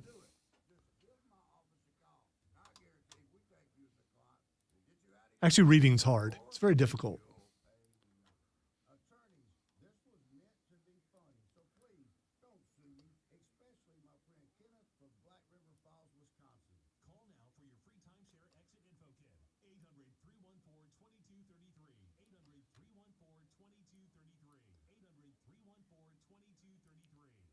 Whether you're on the air or not, kids, they don't tell you that radio is full of math and a lot of reading. Ew, reading. Reading out loud. It's one thing to sit here and talk to Rob or talk to listeners or talk to other people like Mario. It's totally different to have to read out loud. In school, when recitation came up, I went this. I will take a 0. Lonzo's so old they called it recitation. No, I was thinking French class. I don't even know what that means. Yeah, what is recitation? In French class, it was recitation. In English, it was come up to the board, and I'm like, nope. Okay, that threw me for a whirl. Mario's here for some NBA recitation. Pretend like you're covering Victor Wembanyama. He wouldn't know what recitation is. Because he's from France, and it was a French thing to say it. Is recitation a French word? I honestly don't know. Our French teacher, Madame Noir, seemed to think so. Yes, her name was Miss Knight. Is Mrs. Black. Oh, I thought it was Knight. No. I also didn't take French. I started French on Duolingo, but A, that language is hard, and B, that owl is annoying. I did Duolingo for a solid 2 days on vacation one time, so I thought it'd be fun. And I was like, I'm never doing this again. I did probably like 2-3 months of French, but then I just got to a point where I realized, they go back, all right, let's do a quiz from day one. I'm like, I've already forgotten all that. I remember what you taught me yesterday, you stupid ass owl. Wow. I hate that owl. What are you going to be mean to the owl? What did the owl do? Although Duolingo's Twitter account is ridiculous. It's savage. Did you see did you see I can't remember who it was, but they burned a player the other day at the NBA Combine who had a 17-inch vertical, and they posted the clip of it, and they were like, "Good time for you to start learning Chinese." And I was it was your boy. Yes. It was Johnny. Yeah. It's exactly who it was. It's Chennai Baroom. That's exactly who it was.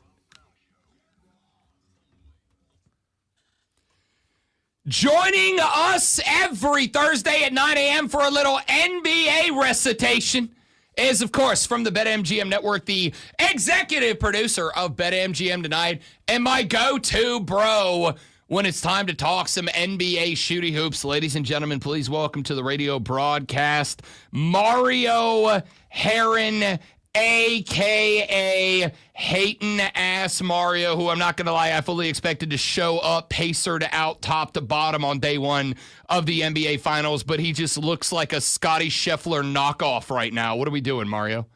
It's game day. I'll take that first off. And Zach, Scotty Scheffler knockoff? Are you kidding me? That guy's killing it. Except for the baby with the poop on the back, I'd be all set on doing. Also, definitely not that. Yeah. Where are the Sir shirt, by the way? I didn't have my mic on, so 3-2. Yeah, 3-2. Yeah, it's all right. I got another day, so you're doing good. Every week is a struggle. Where's the Sir shirt? I mean, so this is the pre-workout fit. So I can't be wearing the Sir shirt in the gym, getting all sweaty. Going, pit standing it up. I can't be doing that, gentlemen. Plus, more people will be talking to you if you're wearing the the future NBA champion Surge shirt. Right. But I don't do the talking. Don't talk to me when I'm working out. I'm like thinking about, I'm going through dark thoughts in my mind as I'm working out. I don't want anyone talking rage to me. workout. Yeah. Cody Yeah, Decker's yeah. better half told talking. Mario she doesn't think he works out, and Mario took that personally. That hurt. That was the biggest hit to the ego I think I've had in the past 5 years of my life. There was another one Mario. where go ahead. One last night where our camera shot wasn't like zoomed in on me, so you see my full body. And shout out Brandon Combs, our amazing board op, hits me with "Hey Mario, you look good, man, but there is a lower body section in the gym if you want to hit every once in a while." And that one just came out of left field, and I just didn't see it coming. And I didn't have a comeback or anything, and I had to eat it right on the chin. Hating ass Mario skipping leg day since 1999. Hey, listen, you got to get that guy back for that. You got to get that guy back. You can't. I know. You can't take. I didn't have anything. There's a sentence from Mario. All right, let's get to the NBA Finals. The top-seeded Thunder hosting the Pacers in the series opener tonight. Mario, 9.5-point dogs, and the Thunder opened at minus 750 for series winners. Nobody giving the Pacers a chance. I've said I very much do, and I can give my reasons, but we have a guest on. Mario, convince America that the Pacers can pull this thing off. First off, it's just incredible that how big of a favorites they are. And if you kind of look back throughout history, the other teams that were like this heavy of a favorites in the NBA Finals, and it's Durant's Warriors team versus the Cavs. It's Kobe and Shaq versus the Sixers. I think that was 2000. And then it was Jordan, the Bulls team versus the Supersonics. And you go, wow, we're already putting, the Thunder kind of in that category of being that heavy of a favorite going into an NBA Finals. Look, the Pacers can do this in kind of several different ways, but honestly, just playing their game. They can do this by pushing the tempo, by their star player not having to score 30 points. The thing that I think hurt the Timberwolves and that Ant was kind of forced to do right away was he had to score. If he didn't score 30, the Timberwolves were really going to lose and they weren't going to win any game. If Tyrese scores 30, he probably has a good amount of 15 assists to go on top of that. He doesn't have to affect the game scoring-wise. He just has to affect the game passing-wise. We talked about this last week. If he has 10 or more assists, the Pacers win every single game in the playoffs. If he has lower than that, they lose. He is Mr. Distribution. He is the best quarterback in the NBA right now. He can dissect any defense, and if he can figure out the Thunder defense early, figure out their switches, figure out their rotations quickly, then the Pacers are going to be in the right spot. Also, the Pacers can match the depth of the Thunder. Every guy that comes off the bench that's just as good as a starter for the Thunder, the Pacers can also do, and the Pacers can also copy. That's pretty good. Also, the Pacers are extremely good on the road this year. We just saw them go back-to-back wins in Madison Square Garden. They've taken many games against the Cavs. They're incredible on the road in the playoffs. If they can do that against the Thunder of just steal one and split, and they go back home to Indianapolis, the Thunder are going to be on the heels. That's how they do it. That's how they kind of win this series. I think also Rick Carlisle, when he was the Mavs coach, he ran this type of boxing one zone, if you will, that really affected LeBron and kind of hurt the Heat. I think you could kind of probably do something similar with SGA, where you can just force the ball out of his hands and make it extremely difficult for him to kind of find his shot and find his opportunities. The only thing that hurts you is SGA foul baits the living crap out of you and can put a lot of fouls on your guys really quickly. Good thing is Pacers have about 3 different defenders that can throw at him. But that's the recipe for Indiana winning this NBA Finals. But I'll be honest with you, I would love to tell you I'm this homer, and I think that they can do it. I think the Thunder win in 5 games. 5 games, not even giving it the chance for a stretched out series victory.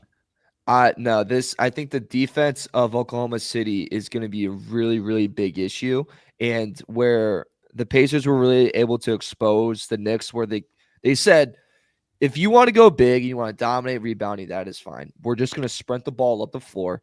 And before you can blink, we're going to be down there. We're going to be scoring buckets. And you saw that with Tyrese to Siakam. That was like, Tua to Tyreek Hill down the floor. You can't do that against Oklahoma City.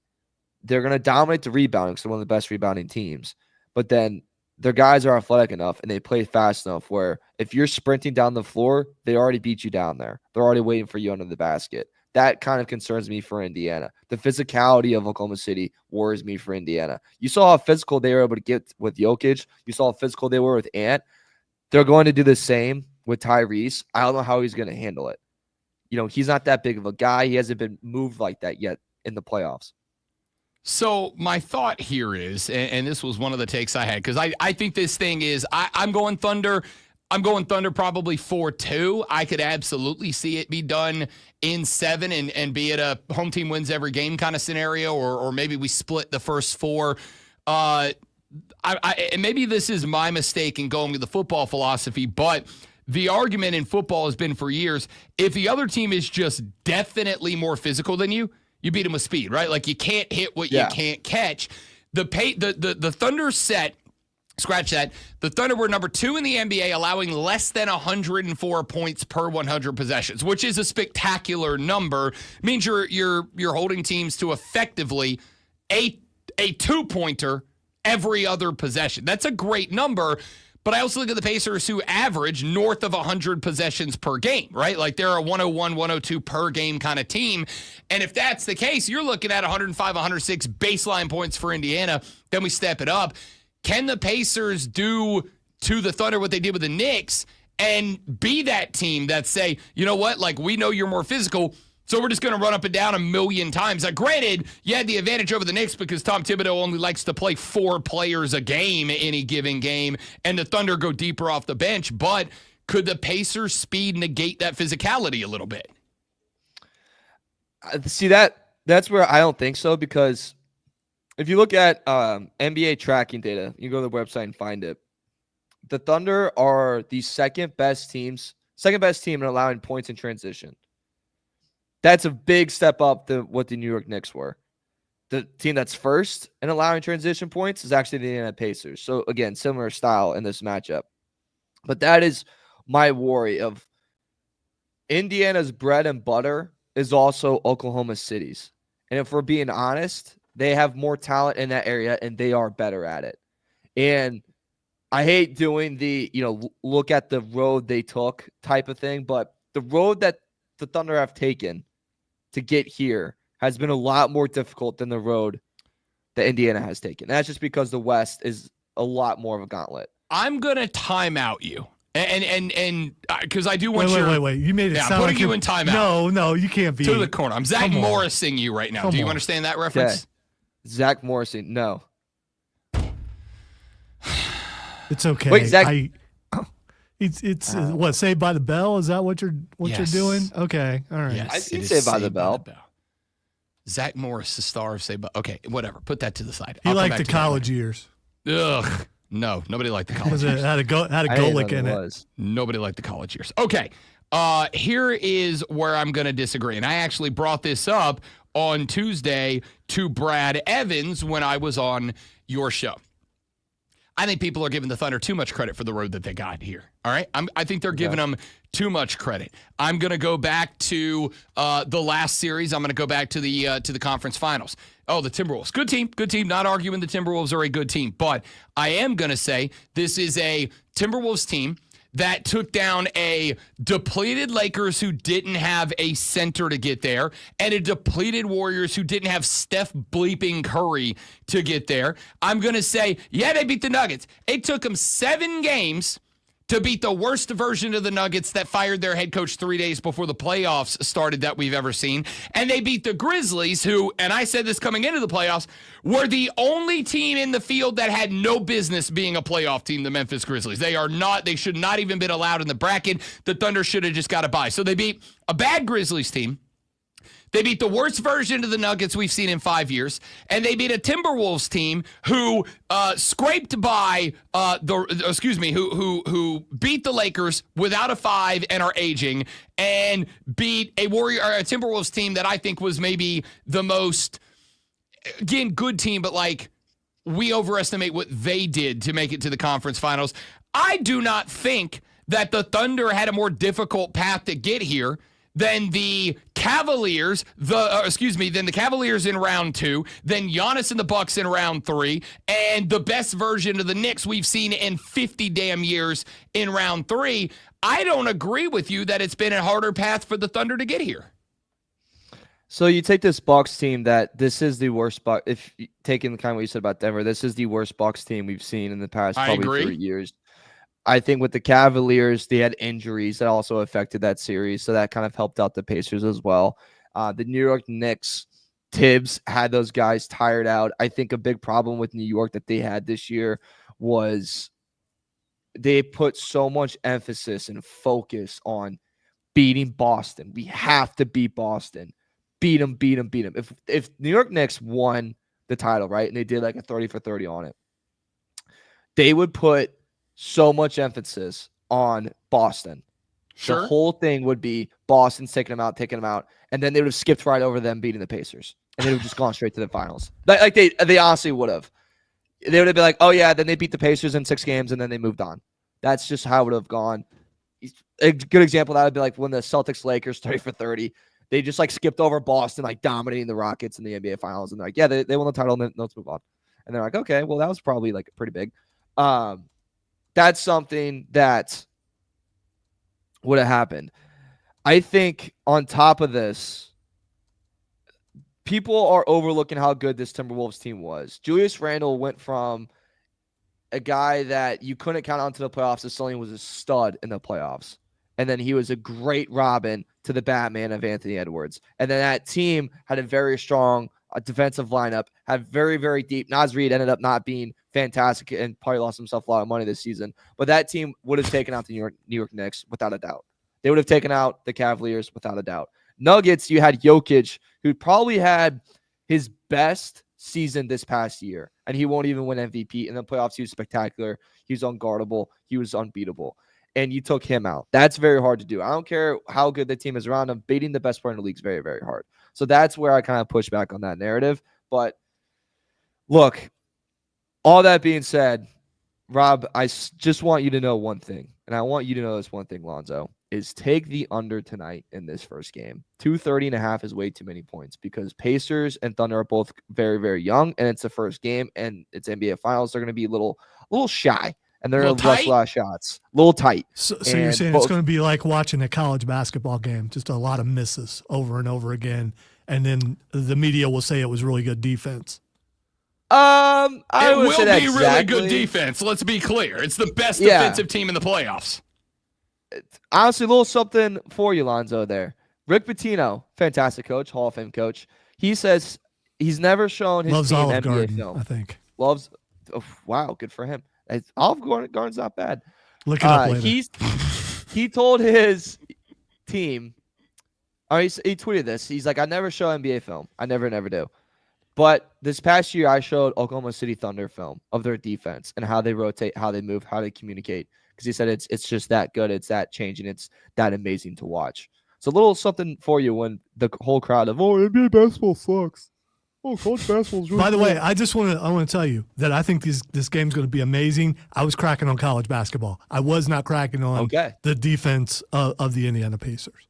I was ready for you. Let me tell you something. I know, but you know, you and I are usually on the same page, dude. We are. The enemy's over there. It's not me. Yeah, that's true. We gotta focus our turn on the enemy. What the hell? I mean, the enemy. What the hell? Lonzo's over here saying he doesn't like college basketball, and I'm the enemy, Mario? You are the This enemy. man just cracked on college basketball. College basketball. I'm off college basketball. UNC stinks right now. Once UNC is back, then I'll be back in on college basketball. But That's so far, a you they're really problem. bad. That's a you problem. I hope you and Jennifer What's-Her-Face have a lovely football season, Mario. Oh, I love, we go way back. Yeah. I love her. Yeah. What's Hey, wrong with Nas that? Mario Herron from the BetMGM Network, the executive producer of BetMGM Tonight, which you'll hear this evening and tomorrow evening when your boy is guest hosting, along with somebody. I guess I'll find out tomorrow. Dude, just say no. No, why would I say no? Hey. I get to hang out with Mario on a Friday night. I mean, because he's working too much. He's going to collapse. They give me money for it. I'm a big fan of that. Appreciate you, big dog. Let me give you a preview for a Fight Club. We got Fight Club next, right? Nah, they moved. I got moved him got up. bumped for Denton. But Day. give me your picks. Yeah, but that's fine. You've been making me money. You've been making me money. We already did it, by the way. We already did it. You've been making money. Give me your picks. Mario Batista over Patchy Mix today. Oh, no, not today, but Saturday night. Patty Mix, first fight in the UFC. Coming from Bellator. Hasn't fought in a year. Buddy's going to get hurt. Can O'Malley pull the upset? No, he can't. Merab's, the conditioning's too tough. There you have it. Hating ass Mario. Again, you'll hear him tonight on BetMGM, tonight on the BetMGM Network. Big Dog, talk to you next week. Enjoy the series, pal. Hey, talk to you next week. Yes, you will. You know who we're going to talk to? Special treat, ladies and gentlemen, because joining me in the next segment is a man that is ridiculously handsome. And I know that because we get told we look like all the time.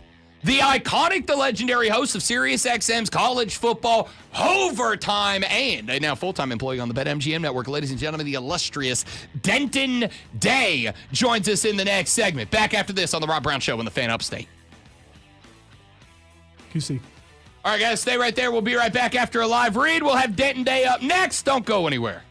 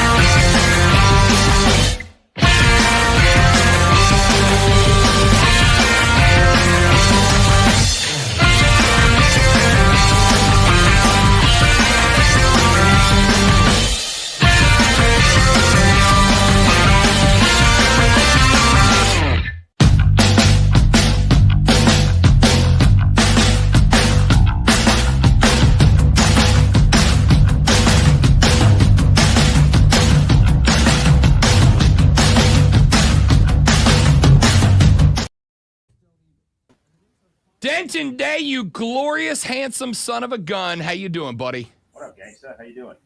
I'm good. Hang on. I got to turn your volume up. Yes, I don't have like a legit mic. All right, now I can probably hear you. What's our attire of choice today, pal? So I have like a rash guard on, so I'm going paddleboarding as soon as we're done. Oh, we have interrupted outdoors time for Denton Day. I apologize for that. Yeah, I got a paddleboard for my 30th birthday. Nice. I bought myself. Nice. I did not get one for my 40th because I don't do physical things anymore. So good for you, young man.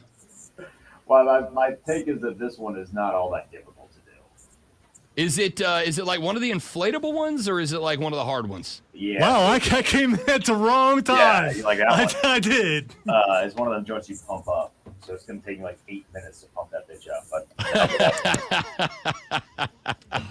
But I almost got one of those the other day from the Costco, but then I realized that if I bought a paddleboard, I would have to go paddleboarding. Okay, finally I figured out what you guys were talking Yes. about. Because I found that if I bought a paddleboard, I would have to go paddleboarding, and the alternative to paddleboarding, Denton, is sitting on a pontoon boat with a cooler full of beer, and that just sounds better to me. Now, that does sound good. I think both sound intriguing.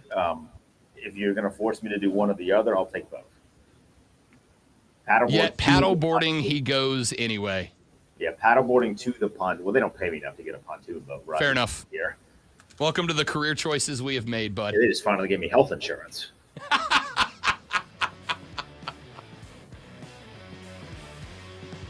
Oh boy, howdy, do we have a surprise for you? Not a surprise because I've been announcing for 2 days that he was going to be here, but a surprise nonetheless. Joining us now. Did you say boy howdy? I did say boy howdy. Okay, I just wanted to make sure. I mean, sometimes you got to, that is an expression of elation that I save only for the best of the best, like the host of SiriusXM's College Football Overtime and now a full-time bona fide EP on the BetMGM network. Ladies and gentlemen, my go-to bro when it's time to talk some college football on the show, Denton Day. Joining us here on the show, Big Dog, how you been?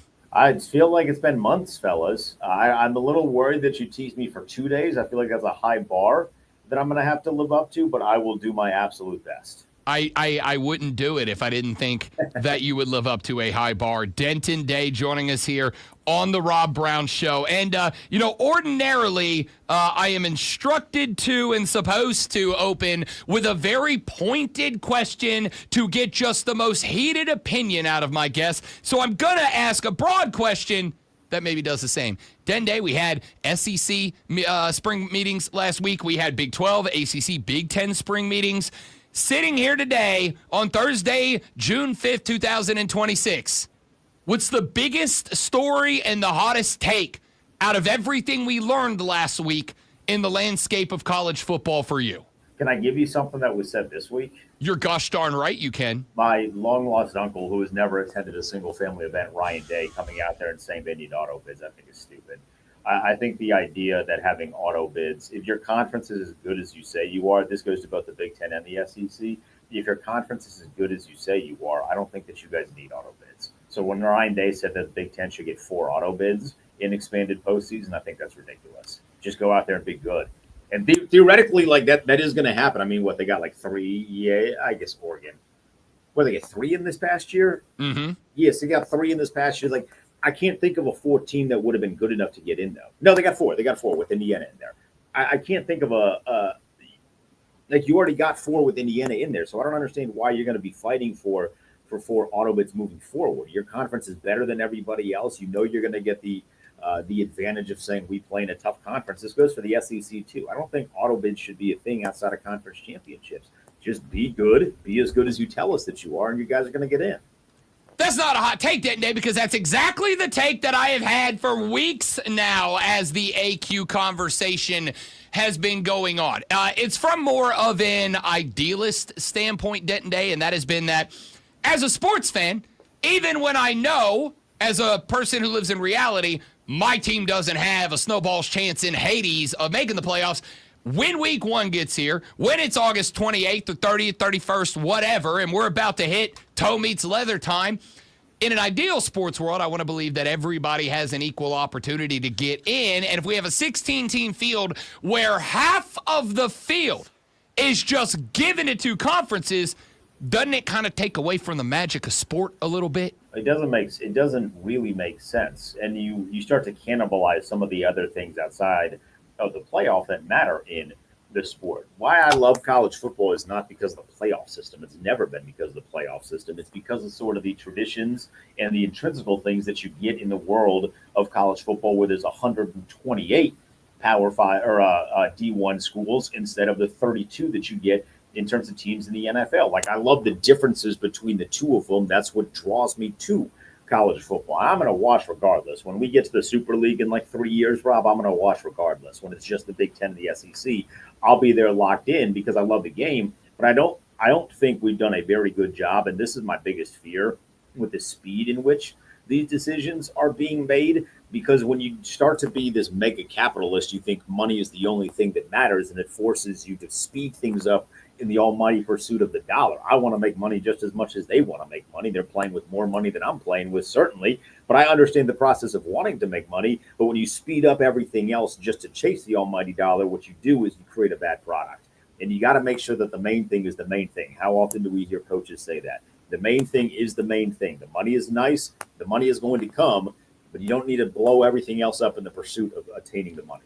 I completely agree. And everything you've said, I've said, I agree with. And I would go to the step forward of, I mean, it's kind of our fault because what you just said at the beginning of that, which is they could go to a system that I despise, I hate. They could end up in a spot where 12 of the 16 spots are auto bids to those two conferences. And yet, I'd probably keep watching. So, like, they don't have any reason not to do that.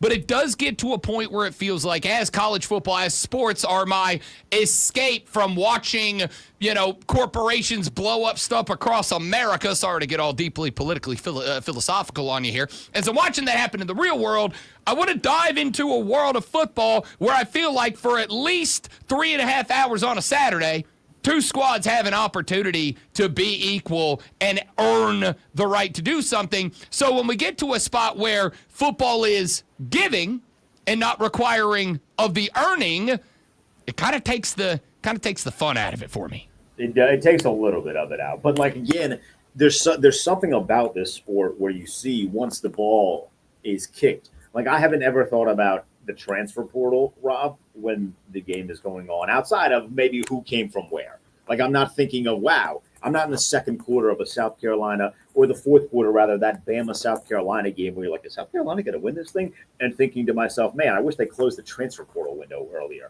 Or like, I wish they adjusted the schedule of the way these things work. I'm like, oh my God, is South Carolina going to upset Alabama? So, like, I can put that sort of stuff aside. But it is then once the game ends, and for me, once it's Sunday morning, after I've done this rat race of sitting for 12 hours, watching games, recapping games, talking about games, and then realizing, maybe some things need to change. But that's a December conversation, not like an October, November conversation. Denton Day from SiriusXM and the BetMGM Network joining us here on the Rob Brown Show and the Fan Upstate. The SEC, Greg Sankey, at their meetings last week, the big discussion was that the coaches were in favor of a 5+11 model. They'll give it the 5 highest conference-rated champs 11 at-large spots. I absolutely adore that. I gave an old pat on the butt and a good game to the SEC coaches for being willing to stand up and say that. But I also forewarned our dear listeners here in the Upstate that doesn't mean for a second that when the committee gets together on December 1st, the SEC isn't going to go, no, we still want the 4-4-1-1-3 model because that guarantees us more. I hope they go 5+11. I think college football would be better off with 5+11. I also wouldn't be shocked to see the Big Ten and the SEC go, yeah, we don't really care what y'all want or our coaches want. We want. And that's why we're going with the proposed 4-4 model. I mean, these guys are just going to kick everybody around. That's a Greg Sankey in the span of about 3.5, 4 years has gone from a notable name in the sport to the most powerful person in the sport. And Tony Petitti, who 3 years ago was barely involved on these sorts of decisions, has now become the second most important guy in the sport. Now, it does need to be pointed out, Rob, there's a significant gap between those two. Petitti is still way more powerful than everybody else, but there is still a significant gap between him and Greg Sankey. This is going to go as Greg Sankey wants it to go. So it really comes down to how powerful, how much of a czar, if you will, is he going to end up being? And is he just going to be the guy that makes all of his schools as much money as possible? But eventually what's going to happen, Rob, and we know this is going to happen. They have said this is not going to happen, but I don't trust anybody. When they start to get to a point where they're making so much money, who are they going to kick out of their conference in the effort of making more money? Like, hey, we are making X amount of dollars. If we swap this team out for this team, we can still make that much money and then add to it. So if you're Vanderbilt, potentially, I'm just going to use them as an example because they're the most frequently used. They had a great year last year with Diego Pavia. Is that sustainable? No, is the answer. There's been nothing to showcase that they're going to be consistently good. So what happens when there's so much money being drawn in that you can make a lot more money as a conference if you swap out Vanderbilt and Clemson? Well, guess what, Vanderbilt? Enjoy the Big 12. You're going to get kicked out there. So I do think it's funny that there's so many people that are part of the SEC that are just trusting in the idea that everything is going to be okay for them, but nobody else. Yeah, no, I ultimately concur with that. I also agree with what you brought up a few minutes ago, and that is the concept of an eventual, and I think like Thanos, inevitable super league between those two conferences. And that's kind of part of the reason that I think that, the SEC coaches, they want a 5+11. The Big Ten coaches want a 5+11. At the end of the day, the only thing that matters is what does Sankey want? What does Petiti want? And are they on the same page? That being said, as somebody who loves a little Game of Thrones action, is there a world where the everybody else conference, the Big 12, the ACC, and everybody else outside of those conferences, Notre Dame, the Mountain West, the Big Sky, yada, yada, yada, is there enough power with all their forces combined to summon the Captain Planet of college football and create any sort of blockade that prevents the SEC from just saying, this is how it's going to be, and how it's going to be is the way that we profit and everybody else suffers? Well, to play off your Thanos metaphor, there's a 1 in about 6 billion chance, whatever that number that Doctor Strange threw out in Avengers Infinity War. So I don't have that off the top of my head. There's a small chance, there's not a big chance, because it's big dog meets little dog. Like, if you're going to gather everybody else up and you're going to say, we don't want this to happen, what the SEC and the Big Ten eventually are going to say is, well, then go do it yourself.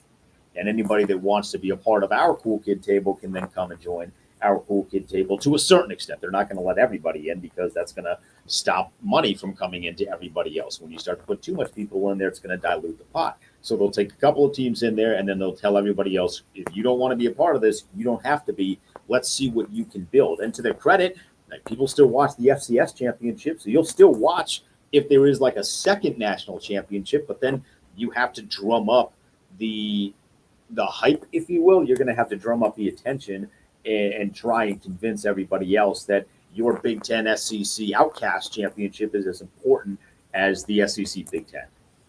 I do not disagree. By the way, does it sound like we're listening to Denton Day on vinyl right now? It's a great sound. It's like vintage radio. There is that. It's pretty great. Trying to figure out what that is. Yeah, sounds awesome. I do not disagree with that, Denton Day. And the one thing that I would throw in there, because why allow ourselves to live in a world of optimism when we know that's not reality?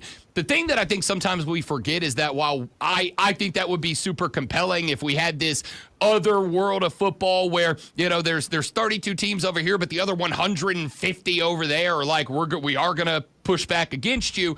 The problem is the power players on that side, Notre Dame, Clemson, Florida State, the few of them that are left, man, if they get the opportunity to join the SEC or the Big Ten, they're going, because just like the SEC and the Big Ten are going to do whatever they can do to make the most money, the schools are going to do the same damn thing. So at the end of the day, I think you are going to get a super conference. I'm thinking maybe like 48, maybe 64 teams max, and then there's just going to be this other second division. And it'll work because fans of those schools are still going to watch those schools.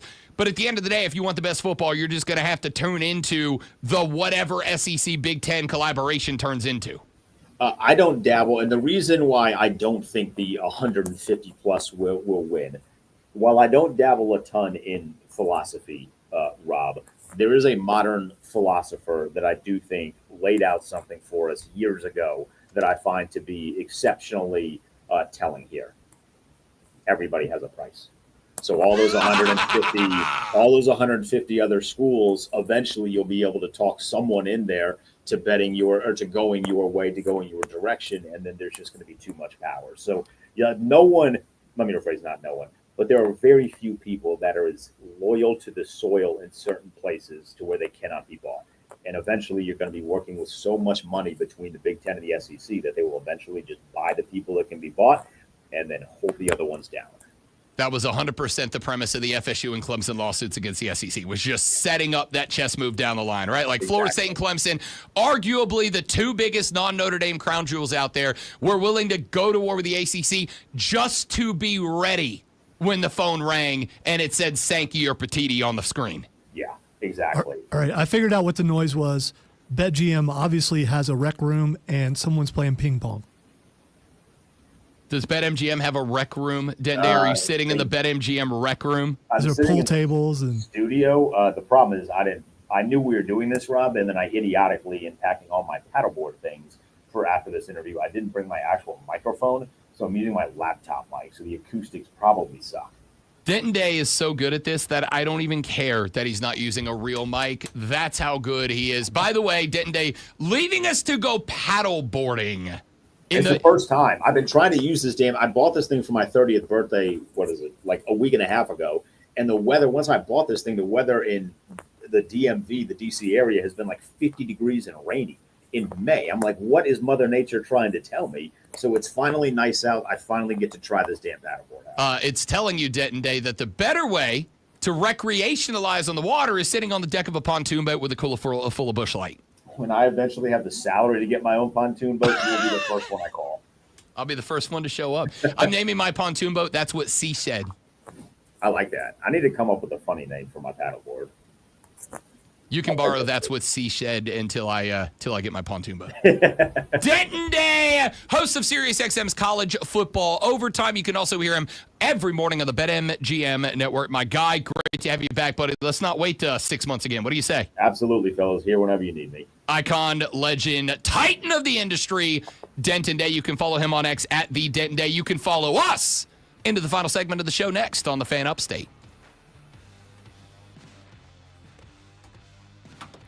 Denton said, I'm going paddleboard. I got to go. Didn't it sound like ping pong after It sounded like a vinyl record. Yeah, It sounded well, like I heard that too. like when you drop the needle down for those first seconds before the music starts. Do the new record players make that sound? Yeah. Now? Do they? Yeah. Okay. I know Cameron and Raven both. They wanted them for Christmas a couple years ago, so we got them. But I'm not so nostalgic that I want to go do that and maybe someday. The wife and I have a record player. We don't really buy like new records. We buy if we find classic vinyl bands that we like first release stuff. And then I will buy her every year. One of her Christmas gifts every year is I find her a Christmas album from an old artist. So 2 years ago, I found Dolly Parton's first Christmas album from the 70s. I found Waylon Jennings. I found a Johnny Cash Christmas album. And also I'll buy her a vintage classic Christmas album every year. And then we listen to those while we set up Christmas. Well, we get Cameron video game stuff on vinyl. Yeah. So and that's what he's been playing that stuff during D&D. He puts their stuff out on vinyl now, and it's great.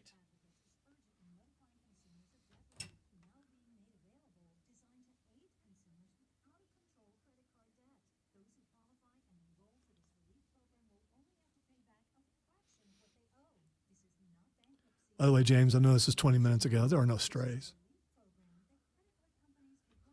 Only calculated strikes.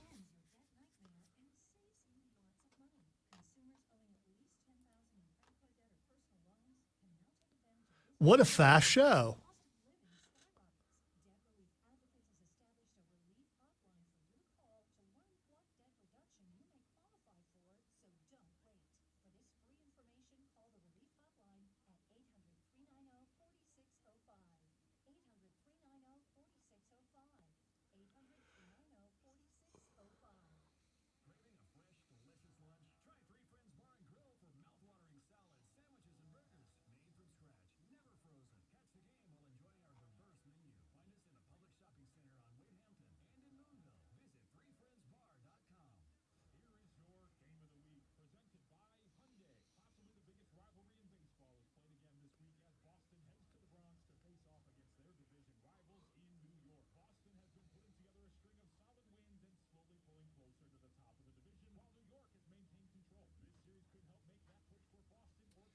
I just realized that I set up an early lunch meeting, and now I have to go home and change. Why the client won't appreciate Master of It's Muppets? more of a I'm not comfortable with it situation. I don't think they would care, but it's I do want to. You're gonna roll in there, and they're gonna roll in there in jorts and just Jorts.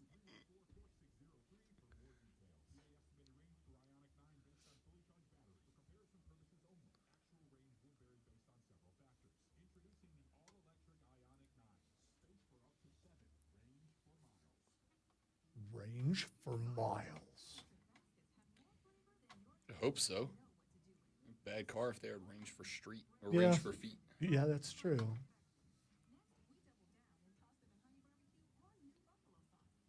Ooh, look at that blue car. What is that? I got the blurred thing, so I can't see real well. That's a. Is that a spoiler on the back of that, It is or a is that spoiler on the okay? back of All right.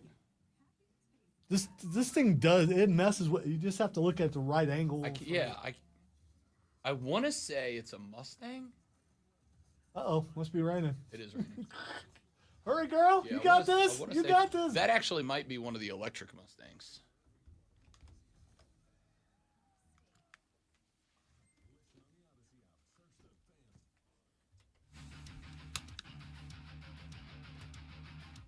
Thank you to Lulu Kesin of the Greenville News for joining at 8 o'clock.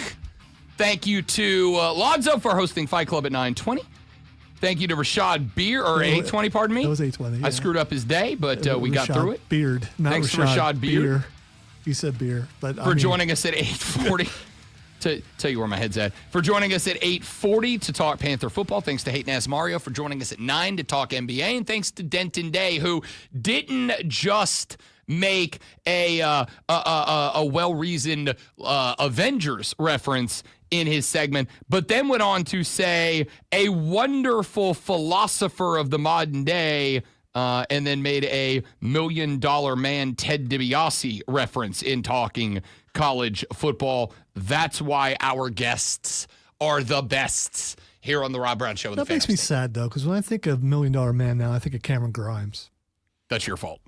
He's still Ted DiBiase. Because Cameron Grimes got really that was such potential there. Anyway. To the moon. All right.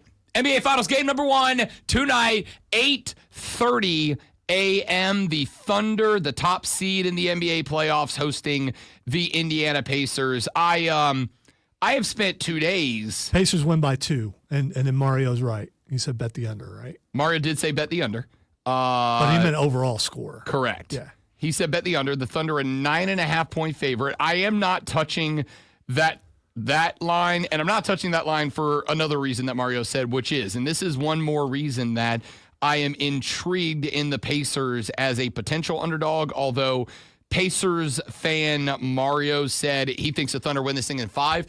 I do wonder, and this is unfortunately something that has to be done with even the most seasoned broadcasting veterans, of which, of course, Mario is not one.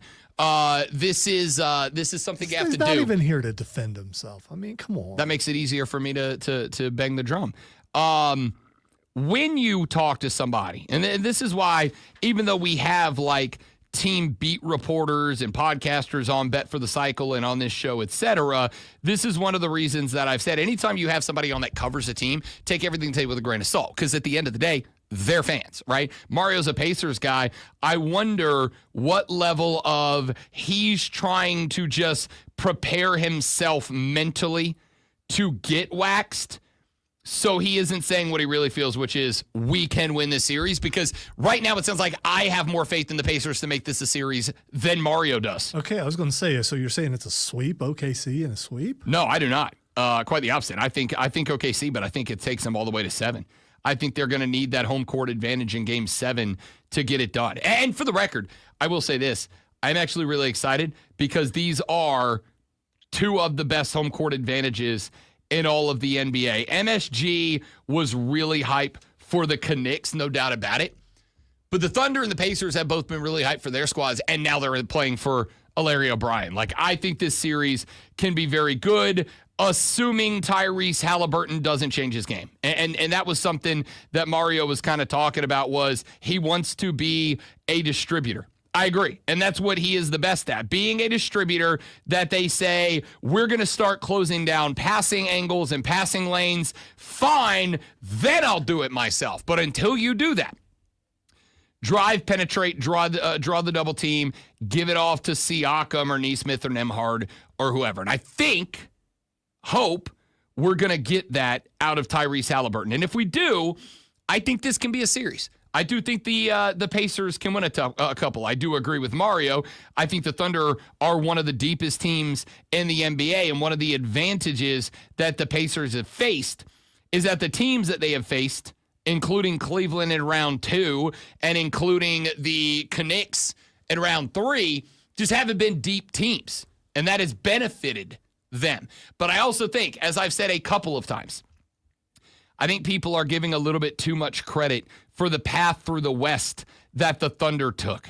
I think the T-Wolves, a good team, not as good as we've made them out to be. The path that they took to get to the Western Conference Finals, taking down a Lakers team that did not have a center, which is kind of a huge deal in the NBA postseason. Taking down a Warriors team that did not have Steph Curry after a game and a half. Not the same team, obviously, since they're built around that guy. And then the Thunder themselves. Yes, I know they beat Nikola Jokic, the best player in the NBA. I agree. Jamal Murray's a closer. Who the hell else is on that team? I'm not impressed. And they beat the Grizz, the only team I did not believe belonged in these playoffs at all. I think people are overblowing the Thunder. I think the Pacers are good. I'll take the Thunder, but I'll take them in 7. And now, the Rob Brown Show presents Twitter. All right, time to look and see what is Xing, what is trending in the world. And just by me mentioning what that would be, Rob will immediately be able to tell you what it is because he's like some sort of genie or soothsayer or something like that. No, not that. No, please, please. If you wanna be with Stop doing the dance. I can make your dreams come true. All right, the first thing that is Xing is Victor Wembanyama. Victor Wembanyama is Xing because he first off got paired with another outstanding rookie. Because the Spurs got another top 3 pick. But also he missed a lot of this year due to that blood clot, that deep vein thrombosis, despite the fact that dude had like some 50-point games in the mix. I don't know. Is it his birthday? No. Okay. So, and I don't know if this is work or not because, that's how I think. But apparently he was driving along and saw a kid out shooting basketball by himself, and he stopped and played horse with the kid. That's dope. Although, could you imagine? And there's several video angles, which you could do with your phone. I mean, if someone's just driving by and goes, "Is that Victor Wembanyama?" And then they're, well, you're not going to mistake 7'2" twig Victor Wembanyama for like other dude. Like, there's nobody else rolling around. That's Victor Wembanyama. It's the only one. Well, the kid was a white kid. I can't tell if it's a good neighborhood or not, but anyway, it's a cool. Whether real or fabricated, it's still pretty cool. All right, the next thing is Xing is Bond. Imagine being that kid. You're just out shooting in the driveway, and the door to what I assume has to be like the space shuttle opens up. He was like at a one of those enclosed it had like a park, like a basketball park. Yeah, but it looked like it was by itself. All right, so imagine you're out there, you're shooting hoops, you're trying to get some reps in, and out comes 2 years ago NBA Rookie of the Year, 7 foot 19 inch tall Victor Wembanyama. He's like, "Yo, kid, 1-on-1." Like, first you gotta say yes, and then you gotta know you're losing by 100 in a game to 21. Yeah, but they're playing horse. What a hell of a story, though. They played horse. That's fair. So that gives a kid maybe a chance. No, Victor Wembanyama can shoot the 3. You're not beating that guy. All right, what's Bond? Do we know who the next Bond is? James Bond? No, it's not that. Okay, and this is news maybe you missed yesterday because you were working a lot and then doing other things. A James Bond video game dropped yesterday, or the announcement and the trailer. There's a problem now. It's not Pierce Brosnan. Oh, no. It's like an entirely new, it's a young James Bond when he first starts. Okay. All right. Like an OG story? Like a new story? No, it looks like an incredible game, but from what I can tell, it's PS5 only. Son of I know. But I could be wrong on that, but it looks really good. Watch the trailer. It looks, haven't had a Bond game in a really long time, and this one looks good. I'm here for it, and depending on what this game looks like, because I'm a big Bond guy, I also think everybody's a big Bond guy. Depending on what this game looks like, I can say, and this is sincere, of all the games that are PS5 exclusive, that's the one most likely to make me go buy a PS5 to be James Bond again. I haven't got to be James Bond since GoldenEye, and that game kicked ass. I'm not normally a reviews guy, but I would wait and watch some people play it a little bit before I went and bought a system for it. But yeah, it does look good. You should watch the trailer later. All right, the next thing is Xing is Barstool. Oh God. I got nothing. So you haven't seen the Dave Portnoy or whatever his name is yelling at one of his guys, and it's bad. It's everywhere. I have not seen it, And based on a lot of bleeping bald guy. That's one of the things that he says. And so if there is it has to do with Jewish jokes that Dave Portnoy is making, and one of his guys says, "Hey, you should back off on that." And then it's like, "Shut your bleeping mouth, you bleeping bald guy," or something like that. Cool. So, but it is everywhere, and it's getting a lot of play everywhere. I am going to say Portnoy is one of those guys that kind of lives out there on the edge. He's one of those guys that is going to say some stuff that you shouldn't say, but then he's going to push back and go, "Don't cancel me, bro." So I'm not shocked by that at all. He did put up a tweet that said, "Mama goes, there goes that man again. People love clipping and taking what I say out of context. So here it is for everybody in the back. And then if you hate Jews, you can skip this rant." So he's going to try to fix it. But I think it's more about his treatment of an employee and doing it where everyone can see it and hear it. Yeah. And I think the reason for it is bad enough, but how he treated an employee who probably is quit by now or is fired. So. Yeah, it's interesting in that on one hand, it's like, bro, maybe take a few days away from the camera, but on the flip side, Barstool only got to where it is because this is how Portnoy acts, and there's a lot of people who are just on board with it. I'm not saying that you feel that way. There's a lot of Barstool content that I consume. A lot of Barstool. Sunday Conversations is one of my favorite things on the internet right now. They're hilarious. On the flip side, like, Portnoy's kind of gotten where he's gotten because of the fact that he's that outlandish. All right, let me end on a positive note. Pringles is Xing. One of the boys came to the wrestling show the other day with a shirt that had the Pringles logo, but they put a mustache on it. They made it a Dom shirt, and it was absolutely hilarious. Oh, that sounds great. I have no idea why it's Xing because Switch 2s showed up today, and some people got their Switch 2 with a Coke and a can of Pringles. Why? Snacks, dude. You get ready to play I don't know why. I mean, I do love Pringles. I'm very pro Pringles. It's Xing. I don't know. Very pro Pringles for the record. I'm also pro going to take a nap. Thanks for being here. Hope you enjoyed the show. If you didn't, it's your fault. It's your problem. Come back tomorrow. We'll try again and do a better job. For Lonzo, I'm Rob. Have a great rest of your day. This was the Rob Brown Show on the Fan Upstate. Later. I'm not mad. I'm just disappointed.